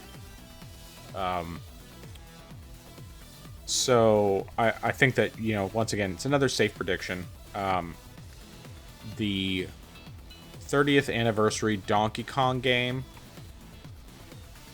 This one is an interesting one because I haven't specifically heard anyone talk about that, but it's also kind of like, it's one of those predictions where it sounds like something that's believable, but also could just as easily be a complete fabrication, them just basically guessing that there's going to be something for the 30th anniversary. And I mean, this is the 30th anniversary, so it is definitely possible that that's the plan. I think that would probably be the one thing that, of those predictions, would make me believe that this person actually knows what they're talking about. Unless, of course, someone else has already said that it's happening. Like, someone else has already proven themselves to be an insider that has this type of knowledge. And if they're literally just, repeating what they've already heard from someone else that's a reputable source, then I would just not even consider this person to be necessarily legitimate. I mean, the thing about Princess Peach stuff, it's like, okay, well, maybe, I don't know. I'm just a little skeptical because most of these things sound like they are just really safe bets, that they're basically just guessing, and that they're all things that are pretty much very likely to happen. And then there's the Oracle of Seasons and Oracle of Ages remakes. This is another one where I think that it has the potential to be a real thing, because Grezzo has done a bunch of Zelda remakes in the past. I mean, they did Ocarina of Time, they did Majora's Mask, and they did Link's Awakening. So they've done remakes of all three of those Zelda games. Why Nintendo wouldn't put them on another remake, especially considering you have these two other 2D Zelda games that could very easily just be remade in the same engine that they used for Link's Awakening. I mean, it makes sense that they would do that. But it's also one of those things where it could just as easily be... I'm just guessing. I'm just spitballing here, So, I think that was pretty much all my thoughts on those. So, what about you? What are your thoughts on these? I definitely agree that you could look at this all and think it's just a bunch of safe bets. The only reason why I actually sort of think it might be credible is partially just because of Famicom Detective Club. That's not a game that people talk about. That's not a game that people, necessarily would say, oh, I want to see more of Famicom Detective Club. This seems kind of out of left field for me, and not something I would really expect. That's partially why I kind of feel like this might be more than just an educated guess. I'm not saying that this necessarily makes everything legit, but I guess it's partially because of that I think this could happen. Now, of course, I mainly want it to be true because of Metroid Prime 2, but I don't know. I mean, a lot of the stuff does make sense. Donkey Kong makes sense. The Oracle games getting a remake, it makes sense. Granted, what I would kind of like to see, if it is true, is that you would get both games bundled together, not have to have both of them separate like they were originally. That's one thing I actually would like to see, is that you would actually get both games together, and especially still make it, especially, I mean, you don't even really have the same thing you could do back in the original day where you could just connect to, I mean, you could technically do it with the Switch, but I think it would just be easier just to put it together, so that way if you wanted to get the third part of the game where you have to beat both games and then get the actual end game where you actually do fight Ganon, it would be better just do it all on the same cartridge. But either way, I just hope they do that if it is true. But overall, I think it'll happen. My guess, and I mean, I don't know if Nintendo has said anything about their next Direct. My guess is maybe it would be in February. When it would be, I mean, granted, that was when they had the Direct for Metro Prime last year, was in February, earlier February or something like that. So we could hear something soon from Nintendo saying, hey, we've got Direct. Unless, of course, they've already mentioned that and I just never heard anything about that. So, No. So No, we'll they typically see announce that. the day before the day before they do it. Okay. But I think, I mean, it could be mostly just wishful stuff, thinking and stuff, but I think that I feel like I would say I'm 60% certain that this is something that could happen. Well, I'm gonna have to push back on you a little bit. Because like initially I was looking at this, but it's just the more I've thought about it, the more I will say February Direct very likely. They've done February Directs a bunch. I think like 2020 was probably the last time that they didn't do one. No, maybe it was earlier than that. I can't remember. There was like 1 year where we didn't get a Direct for most of the year. Probably was 2020 actually. And I mean in general, February has been a normal time that they've done Directs. So that part, very likely. I think most of these are safe bets. The Famicom Detective Club thing is the one thing that makes me question it. And the reason why it makes me question it is not because of the fact that it's... I mean, I think the fact that it's out of left field makes... I mean, like, on the one hand, it could lend legitimacy to it, but on the other hand, it could just be basically like, I'm throwing this out there to try and lend legitimacy to it. But then at the same time, I have a hard time believing that they would introduce these games originally as Famicom Detective Club 2 years ago, and that they would rebrand it to Nintendo Detective Club. That part doesn't make any sense to me.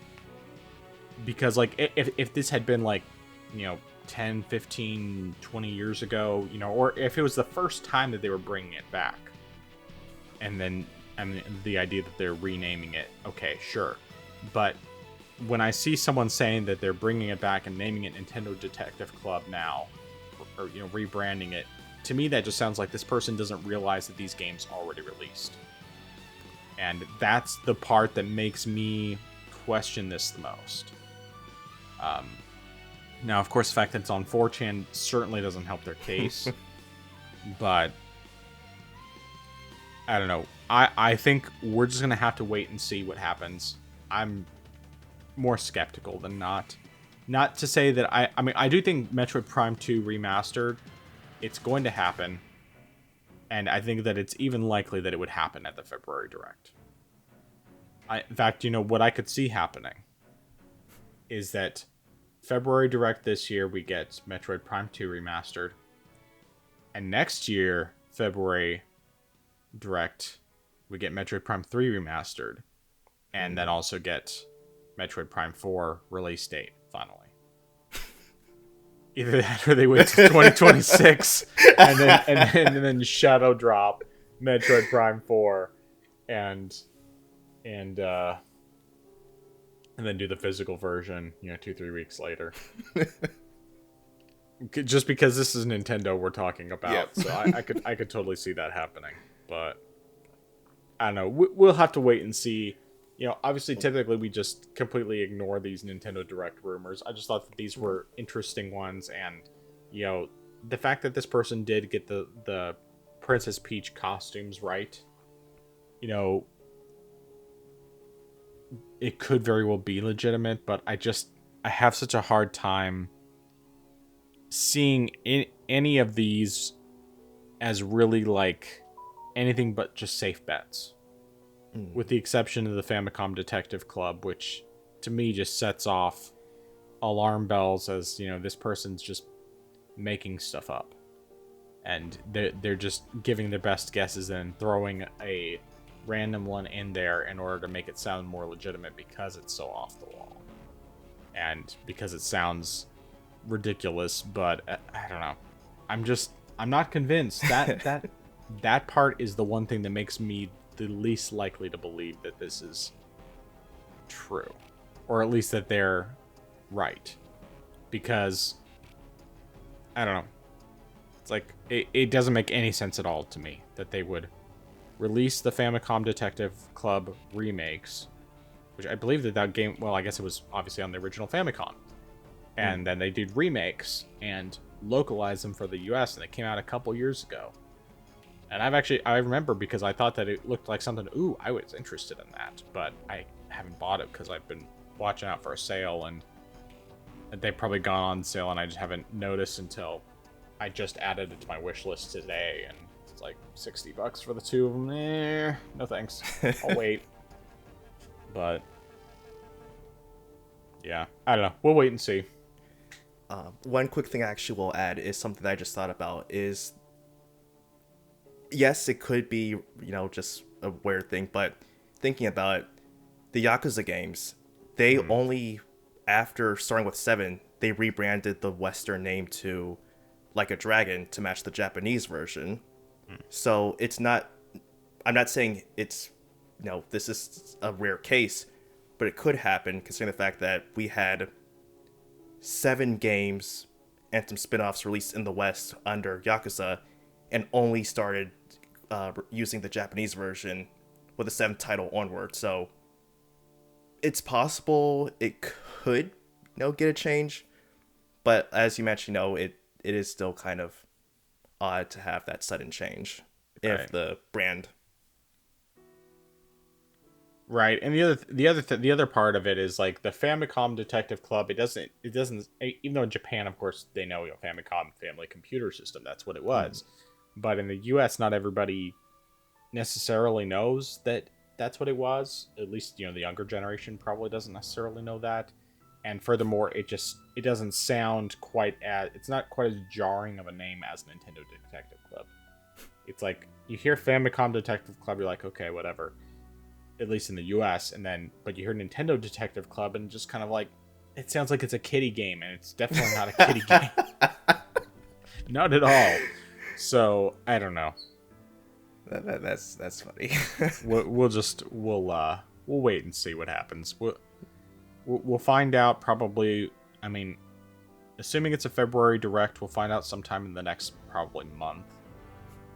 Because Nintendo usually announces their Directs like the day before they're going live. And I'm sure we'll start hearing rumors from various sources about an upcoming Direct. And until I hear something that says basically like they're going to be announcing one this week, then I'm just going to kind of remain like, okay, we'll wait and see. We'll see what happens. But anyway. All right. Well, moving on. We have another set of rumors, or rather, another rumor that has supposed list of PlayStation games coming to PC in 2024, and it's actually a pretty decent sized list. I think it's the most PlayStation titles in 1 year we've seen so far, at least if the list is to be believed. So, the titles that they say, this person claims to be an employee of Nixxes, which, okay, you're claiming that. We'll see. I'm a little skeptical, particularly because although Nixxes does some of the ports, the idea that they're doing like 4 or 5 ports all this year, unless they're just saying that they, as an employee of Nixxes, they know about all these games, even though Nixxes isn't doing all of them, which could be possible. I don't think they really clarified on that front.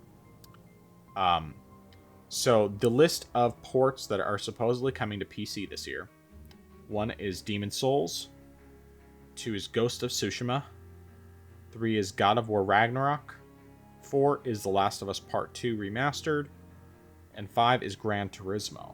But then beyond that, they're also saying that they're planning to start remastering some of their older games as well, one of which would be Infamous Second Son. So, your thoughts? Yeah, on one hand, I mean, I feel like we know that Demon Souls and Ghost of Tsushima are coming because of the NVIDIA leak. So, I mean, it's not too surprising there, but I don't know, as you mentioned, about all of these games coming out within 2024. That just seems like a lot of games, because at most, from what I remember, only 2 or 3 PlayStation games were released on PC within a year. To have 5 games, and that's not even counting, say, Helldivers 2, that would pretty much make 6 PlayStation ports for PC. So it does seem a bit large. And Infamous Second Son, that was just beyond 2024. That wasn't necessarily something that was coming within this year, correct? Right. I don't think they said it was coming this year. Okay, so then, I mean, that's good. That means there are fewer games. Yeah, I don't know. I mean, it would be nice to see that this is all true. I mean, I really would like to see Demon Souls come over. I would really like to see Ghost of Tsushima come over. Last of Us Part 2, not so much. But it would be nice.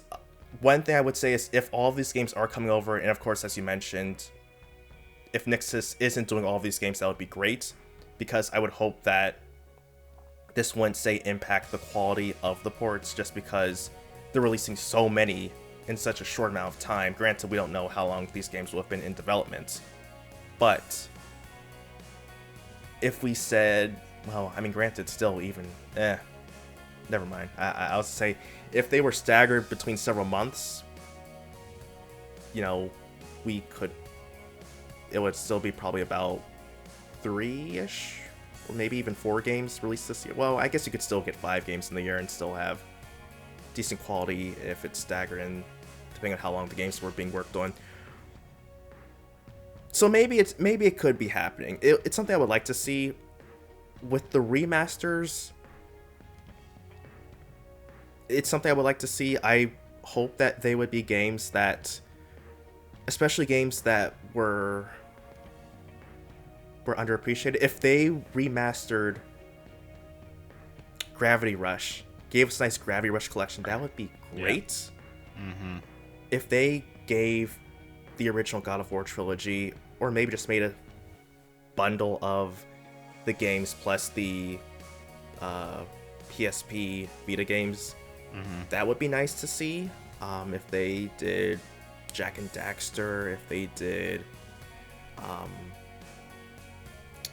what else would I say? Maybe, I mean, granted, that one will be a remaster since the game was already, had a full remake, but if they did Shadow of the Colossus, that would be nice. I feel like I don't know. One thing I don't know about is them doing Infamous Second Son and not doing the first game. Because, I mean, well, is Second Son the direct sequel to the first one? It is the third game. Okay, so there's... Okay, because I know that second game, at least what I heard, was supposed to be a direct sequel. So, well, I don't know. I don't know how starting off with Second Son would be without having playing the first 2 games. I don't know if that would be really right to do that. Yeah, I mean, it's kind of hard because on the one hand, it is a completely different protagonist for Second Son than it is from the first 2 games. But then on the other hand, it's also something where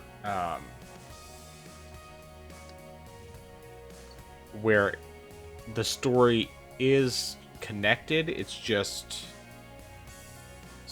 quite a while later, and there's, like, it doesn't, I don't think it really, it doesn't talk much at all about the protagonist from the first two games and about the events that happen there, because it's also in a completely different part of the world. Like, Second Son is in Seattle, and I think that they even just call it Seattle. I don't think they rename it, whereas the first two Infamous games, one of them is basically an equivalent of New York, and then the other one is the equivalent of New Orleans. And they're... yeah, I mean, from what I recall, apart from, like, some bonus missions, none of the... There isn't really, like, any clear reference to the first two games. Like there's, like, some vague stuff about the general lore, but it doesn't really get into anything to where it would necessarily spoil anything about the first two games. I don't know. Okay. Well, yeah. I mean, I guess it's something I would like to see. It's something that would be nice. I definitely hope it's true. It still would fit in line with the whole full slate, especially since Sony really has been wanting to push getting more games to PC. They've really, especially with their, I think last year or the year before, they had their timetable and they showed progressively more games being ported to PC. This would make sense. We'll just have to see, and especially with the next state of play or any other presentations they have, we'll just have to see. I might be slightly more skeptical about this one than the Nintendo one, but it could happen. It could happen. Yeah. So I do have a few thoughts on this matter. One thing I will say that someone else has pointed out that actually makes it seem like it's more credible of a rumor than, or more credible of a leak than others, is the fact that Bloodborne is not on this list. Yeah, that actually does add a lot of credibility. So the funny thing is, like, Demon Souls, the original trailer that Sony put out for the game on PS5 actually said, I mean, also had, like, a little asterisk at the bottom that said also coming to PC. And so it's like, okay, we've known this was coming to PC for a long time. It was always just a matter of when. And so it's like, okay, this is definitely coming to PC. It was also on the NVIDIA leak, and the NVIDIA leak has so far been completely accurate, so there's no reason to doubt that it's coming. Ghost of Tsushima, similarly, was on the NVIDIA leak, and, of course, Sony has not said anything about it, but the simple fact that it was on that leak says it's going to come. I would love to see it this year. It would definitely be a day one purchase for me, assuming that it's a good port, which, at least if it's Nixxes doing the port, then I have complete faith in them, because they've done a great job with everything so far.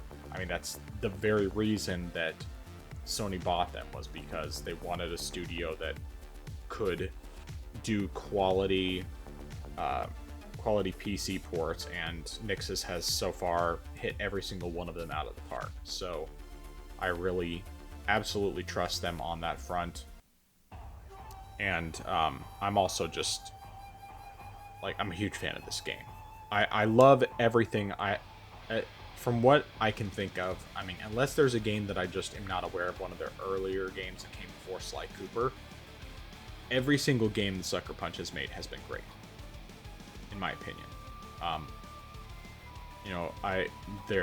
As far as I know, the games they've done, the first three Sly Cooper games, then they did Infamous 2,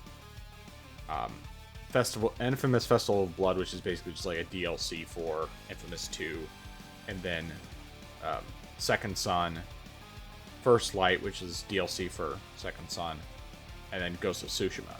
And every single game they've made has been excellent.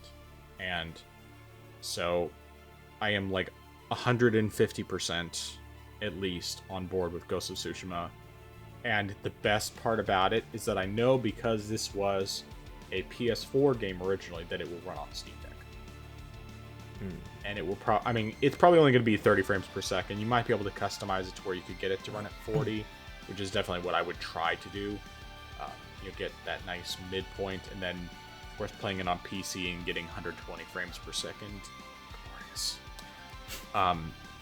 Plus, I still have yet to play the Iki Island DLC that came out a while after the game came out, because, I bought it, but because it had been so long and my brain was no longer wired for the control scheme, I was struggling with it. Plus, also, it was 30 frames per second, which I had been playing, I think, Assassin's Creed Odyssey, and I was running that at, 80, 90 frames per second, so it was kind of hard to go back to 30.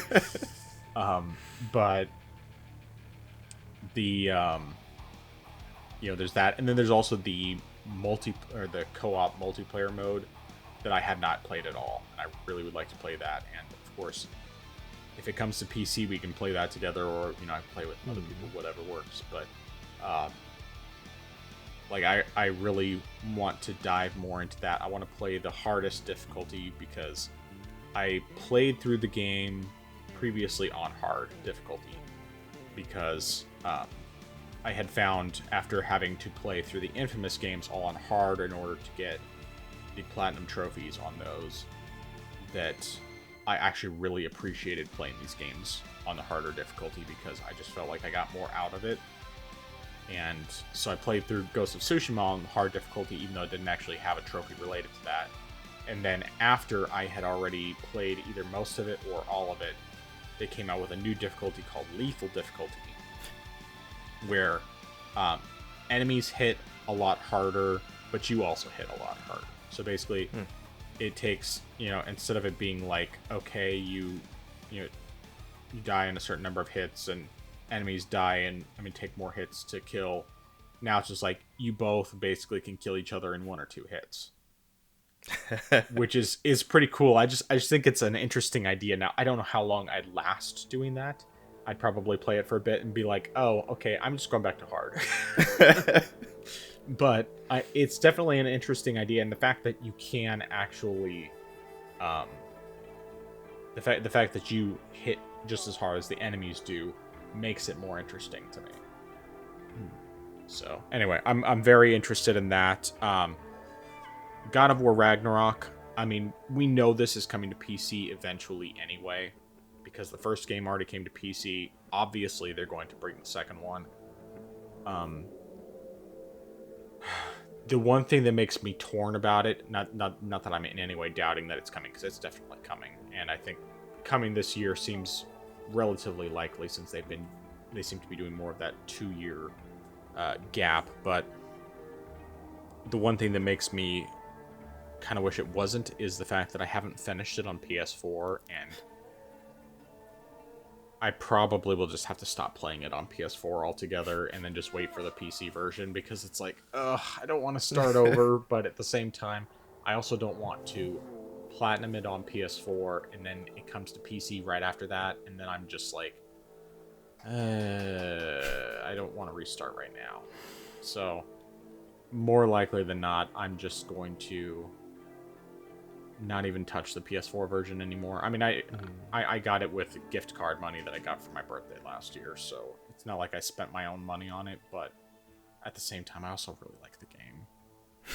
Anyway, but yeah, that should be coming. Last of Us Part 2 can the trash fire where it belongs. Gran Turismo 7, yeah. I don't care. I'm sure I've heard mixed things about it. For the most part, I've heard it's got a lot of inferiorities to the previous games they made, plus some weird, annoying grindiness to it and that sort of thing. But I'm sure for racing enthusiasts, it could still be fun. I don't know necessarily if it would get people excited who already have Forza on PC, because Forza's another sim racer, but I'm sure for some people it would be possible. The down the line idea of them bringing things like Infamous Second Son and other back catalog. I mean, I hope that's the case. Like you said, I would love to see the Gravity Rush games come over as a collection, because they're fantastic games. Plus, there's something very different from basically everything else that Sony puts out nowadays. But of course, I love Infamous Second Son, and I have a feeling that probably they would bring that one over before they bring over the other ones. And it's mostly because the other ones, number one, are PS3 games, which means that's true. It's a pain to get them working properly. I mean, they don't even run well through our PS3, at least not unless something's changed recently. I mean, like, I tried running it a couple years ago, and at least running the first one, and it didn't run well. Like, I couldn't get 60 frames to save my life. And I didn't try the second one, but I'm pretty sure that it's probably pretty similar, which is disappointing because they're great games, and I think it would be better, of course, if they did all three of them. But Second Son makes the most sense because it is the most recent. It still looks really good. I mean, it's easily, in my opinion, one of the best PS4 game, best looking PS4 games, even though it was one of the earliest games they put out. And just because Sucker Punch is really good at what they do, and it's one that I think holds up extremely well. It's not my favorite of the three games. 2 is still my favorite, but Second Son is it's really an excellent game. And all of that being said, I think that this list is at least reasonably believable. The one part that makes me kind of doubt it is that all of these are more or less obvious to be coming, with the exception of Second Son, which sounds more like it could just be more like this is a wish list kind of thing than anything else. But the fact that they didn't mention Bloodborne also makes it more believable. But if all of these games came out this year, with the exception of Infamous, since they basically indicated that was probably going to be more like next year kind of thing, that would be 6 PlayStation games being ported to PC this year. Because Horizon Forbidden West is already confirmed. Oh, right. And right. That's when I'm actually planning to get that one. I don't know if I'll get it day one necessarily, unless I have like a gift card or something that I can use through Green Man Gaming, because I don't really want to pay full price for it. I'd rather just get it discounted, because I want to play it, but I don't want to spend that much money on it since I don't know if I'll play it right away. Anyway, but yeah, so 6 PlayStation ports in 1 year, I find hard to believe. Now, I would be totally happy if they did, especially because there would be so much salt and it would be so much fun. But I'm skeptical from that standpoint. So I'll leave it at that. Any other thoughts? No. All right, so we have just one final topic here. And this is Sega setting what I believe is a bad precedent that I am afraid is going to be more common as time goes on, unfortunately. And that is that they, with Yakuza Like a Dragon, Infinite Wealth, I think that's the full title, whatever it is. Anyway, the point is, they are charging a separate fee. They're treating New Game Plus as DLC. So you have to pay extra to get New Game Plus. And New Game Plus has been a JRPG staple for, at least like the past, basically almost 30 years. I mean, like, at minimum, I know that Chrono Trigger did it, and that may be the first one that did it. I don't know if it is or not. It's the first game I heard of that did it. But New Game Plus has been a thing in JRPGs for a really long time, and lots of other games have added it after the fact, but it's always free. They've done it for like Last of Us, God of War, Spider-Man, Ghost of Tsushima, I'm pretty sure has New Game Plus. And I'm just talking about PlayStation franchises that I can think of specifically. There's lots of other games. The Persona games have New Game Plus. Yeah, I mean, it's been like a very, very common feature in a lot of games for a really long time, and it's always been either included by default or added free later on. And Sega, of course, they're going to charge you for it. So, your thoughts? This definitely was disappointing to hear. It really does not make any much sense apart from Sega just, saying we want more money for if you want to do this basic thing, especially because of the fact that, for one thing, they're already charging $70 for the game, and they're removing something that has been previous Yakuza games. Like, it's not like this is the first game that has New Game Plus. No, this has been through, except for maybe like the original PS2 versions, all the other releases of the game have had New Game Plus right there, it right there in the game, and you can go right ahead and start New Game Plus after you're done. Now they're adding that in there, and you have to pay for the digital the deluxe edition to get that. That's a bad precedent. That's definitely a bad precedent set. Like, I don't know. I mean, it's not one for one the same thing, but it reminded me of back when Breath of the Wild had its DLC pack, and they included a hard difficulty in it. They didn't release it with the base game, and I thought that was bad, but this is just as bad, if not more so, because of the fact that it's something that has been there for a long time. And as you mentioned, going outside of just the Yakuza games as a franchise, it's something that has been in JRPGs and other games for decades. So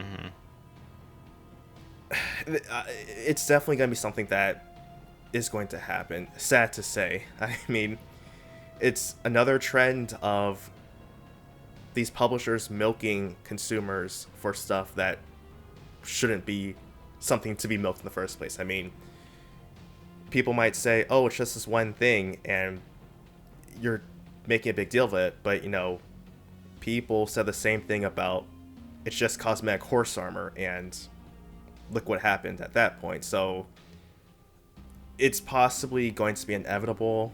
Maybe give it a couple years, we might see more of this.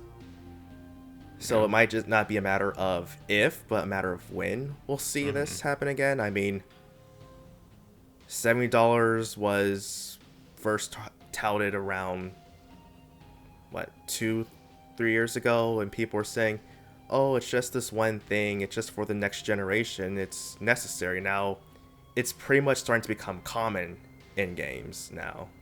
So, maybe 2-3 years, more games will have, sad to say, New Game Plus as a paid feature. Yeah. Yeah, I mean,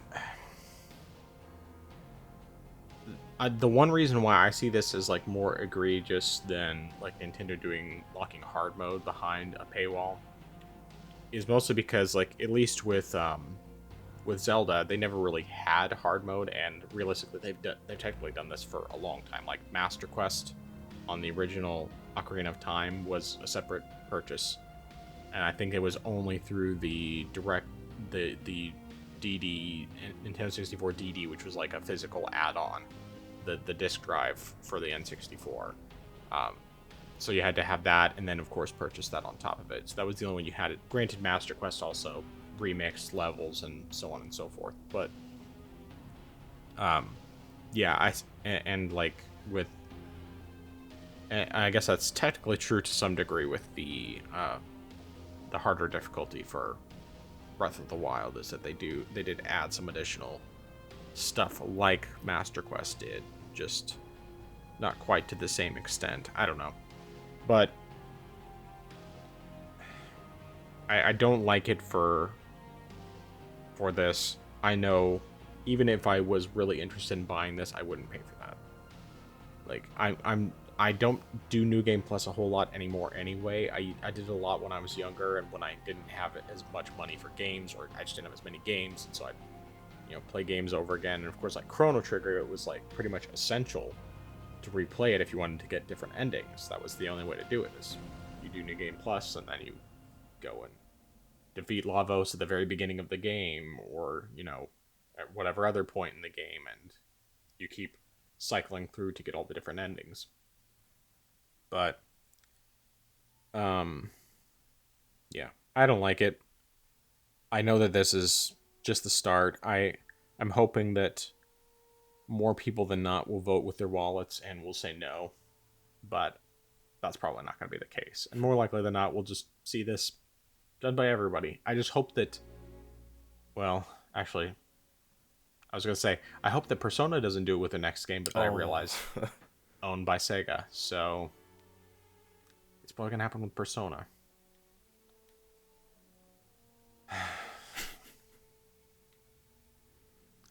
That's irritating. But I guess we'll see what happens. I hope enough people will just say no. But I'm not going to hold my breath on that front. We'll see what happens. All right. Well, any other thoughts before we close out for the night? No, sir. All right. So recommendations and dissuasions. All right. Oh, sorry. My recommendation is to my recommendation is to, as early as possible, make a list of groceries before you go shopping as soon as possible, just because of the fact that if you're like me, you might put it off thinking, oh, I've got time, and then end up the day of grocery shopping making last minute checks to see what you need to make based on what you're going to be, or what you need to buy based on what you're making. So if you do it, say, halfway into the week before you go grocery shopping, you're going to be in a better position than if you're doing it at the last minute. So don't procrastinate. Do it sooner than later. That's good. I never do that. Usually then you're all good.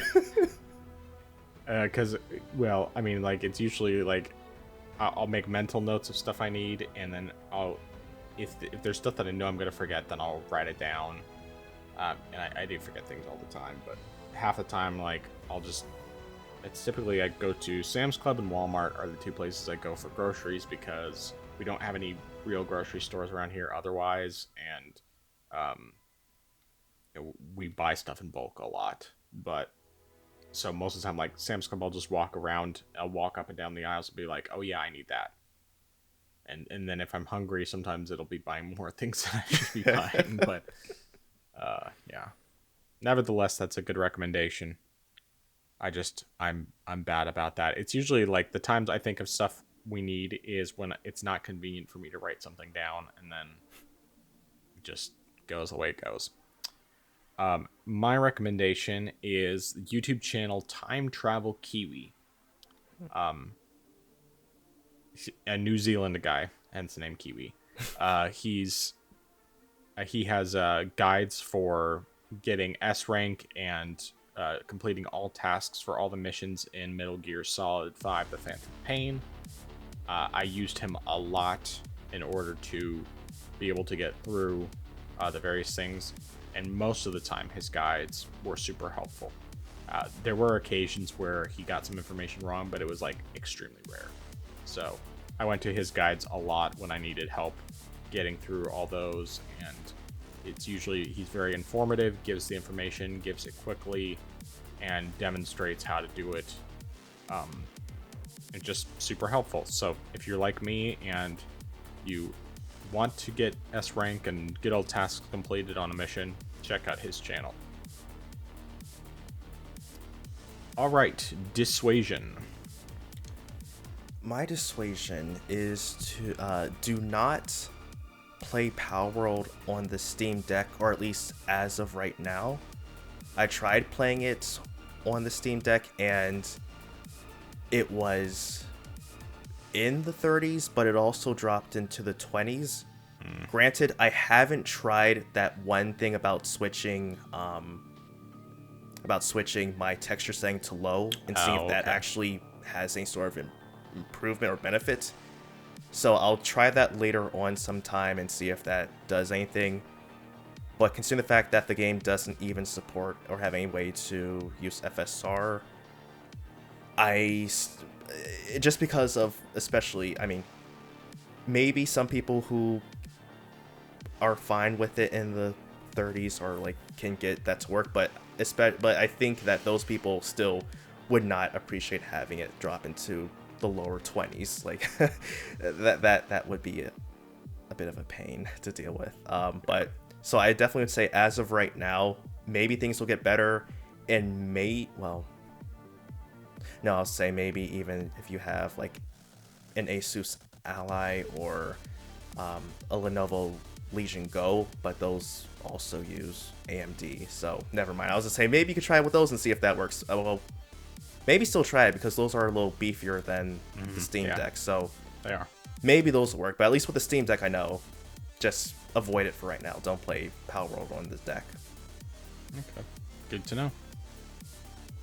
Well, my dissuasion is, as many of my recommendations and dissuasions are, food related. So, I came across a recipe on the back of a cornmeal bag the other day because I made some hearty chili, and I wanted to do, initially I was thinking of doing cornbread, and there's a recipe on the back of this cornmeal bag for hush puppies. And I've never made hush puppies before, but I've had them before and they've always been really good. But my dissuasion is do not use the Pearl Milling Company's hush puppy recipe. It's garbage. It is a terrible recipe. These are the most bland hush puppies I've ever had. Usually they're like fluffy and crispy on the outside, a little bit sweet, well seasoned. This I gave them a benefit of the doubt when I didn't see any seasoning listed on the recipe. Like, it was cornmeal, flour, beaten egg, milk, chopped onions, and baking powder. I think that was all that was in the recipe. There was no salt, no sugar, nothing. But I just thought, okay, well, corn stuff can sometimes be naturally a little bit sweet, so it might be all right. No, it was just the most bland thing I've ever tasted. Like, I thought that I had gotten something from, gotten some food from like Boston or something, made by a typical white person that doesn't season anything. I don't know how it is for East Coast in general, and of course, I know that there's always the joke about that white people don't season their food, and I don't know if that's true of all white people. I definitely know East Coast, they do not season their food. or well, maybe not East Coast in general, but like depending on where you are on East Coast. I should say, like, when I was in Massachusetts for my sister's wedding, the food that was catered was not seasoned at all. They did not put salt or pepper on it. And my wife has told me that when she was growing up, her mom, who was from New England, didn't season things very much. And it's because their idea is use salt and pepper it yourself, season it to your own taste. But I think that that's just heresy. I think you should season your food properly, and you try not to go overboard. Some people are more sensitive to salt than others, and so I get it from that standpoint, but don't use that hush puppy recipe. Pearl Milling Company, formerly the company that used to have Aunt Jemima as their brand before they decided that was racist. Oh, that company. Okay, yeah. Now I was gonna say I don't know. I was gonna say I don't think I've heard of this company before. As soon as Aunt Jemima, I was like, oh, I know who they are now. Yeah. So yeah, their hush puppy recipe is garbage. Oof. But next time I make hush puppies, I'm going to make sure. Well, for one, I'm probably just going to, like, I might use. For one, I'll probably just find a better recipe. But either way, it just needed seasoning. It needed some seasoning. I mean, even if it had just been a little bit of salt and pepper and garlic powder, something like that. And instead of having chunks of onion, just use like some onion powder or something. Just give it some flavor. Maybe put in a little bit of sugar or some honey, something like that. I think that would probably be good. But that recipe was awful. They are the most bland thing I've ever eaten. So, yes. Pro Milling Company, don't use their Hush Puppy recipe. And that's my dissuasion. Alright. Got anything else? No, sir. Alright, well, where can people find you? They can find me on my channel, I am Xeracon, IAMXERACON. So youtube.com/@IamXeracon.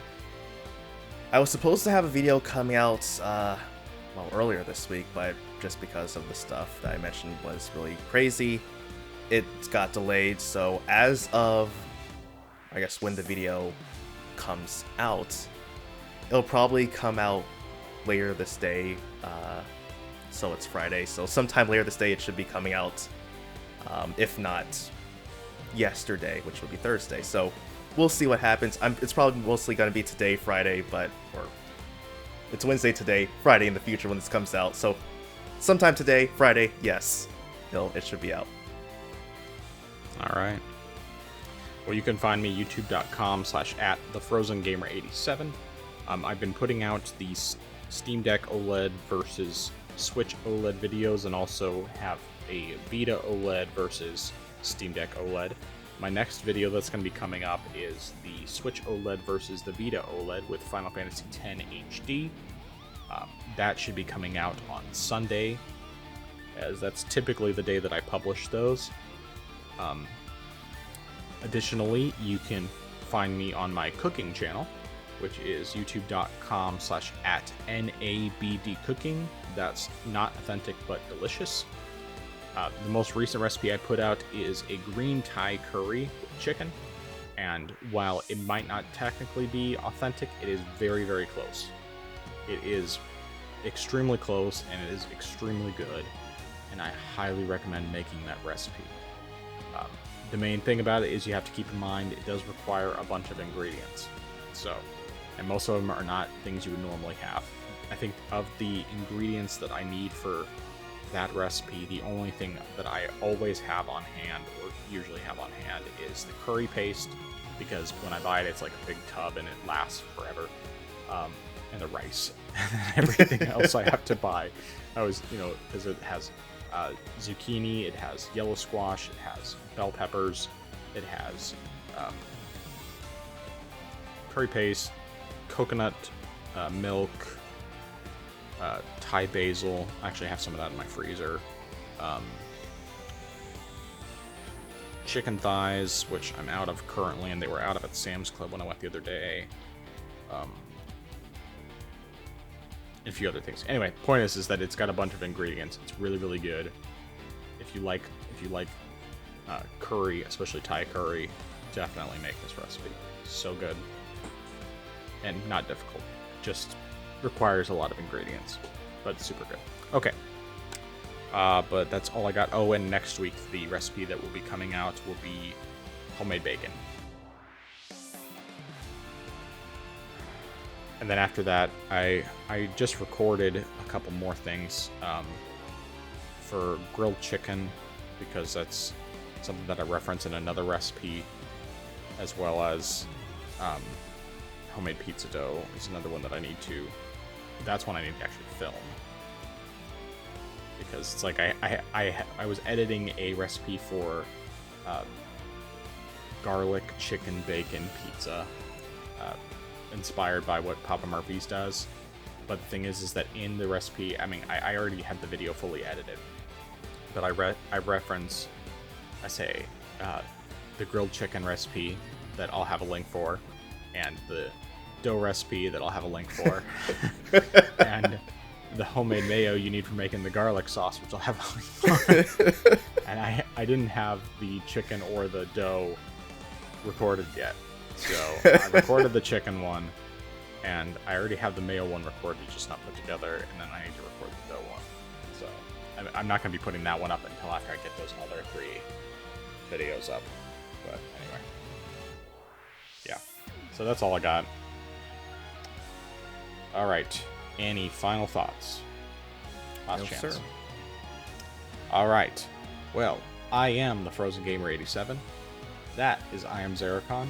We are the Orange Box Podcast, and until next time, for the love of God, stop using games as console war fodder and just play your games.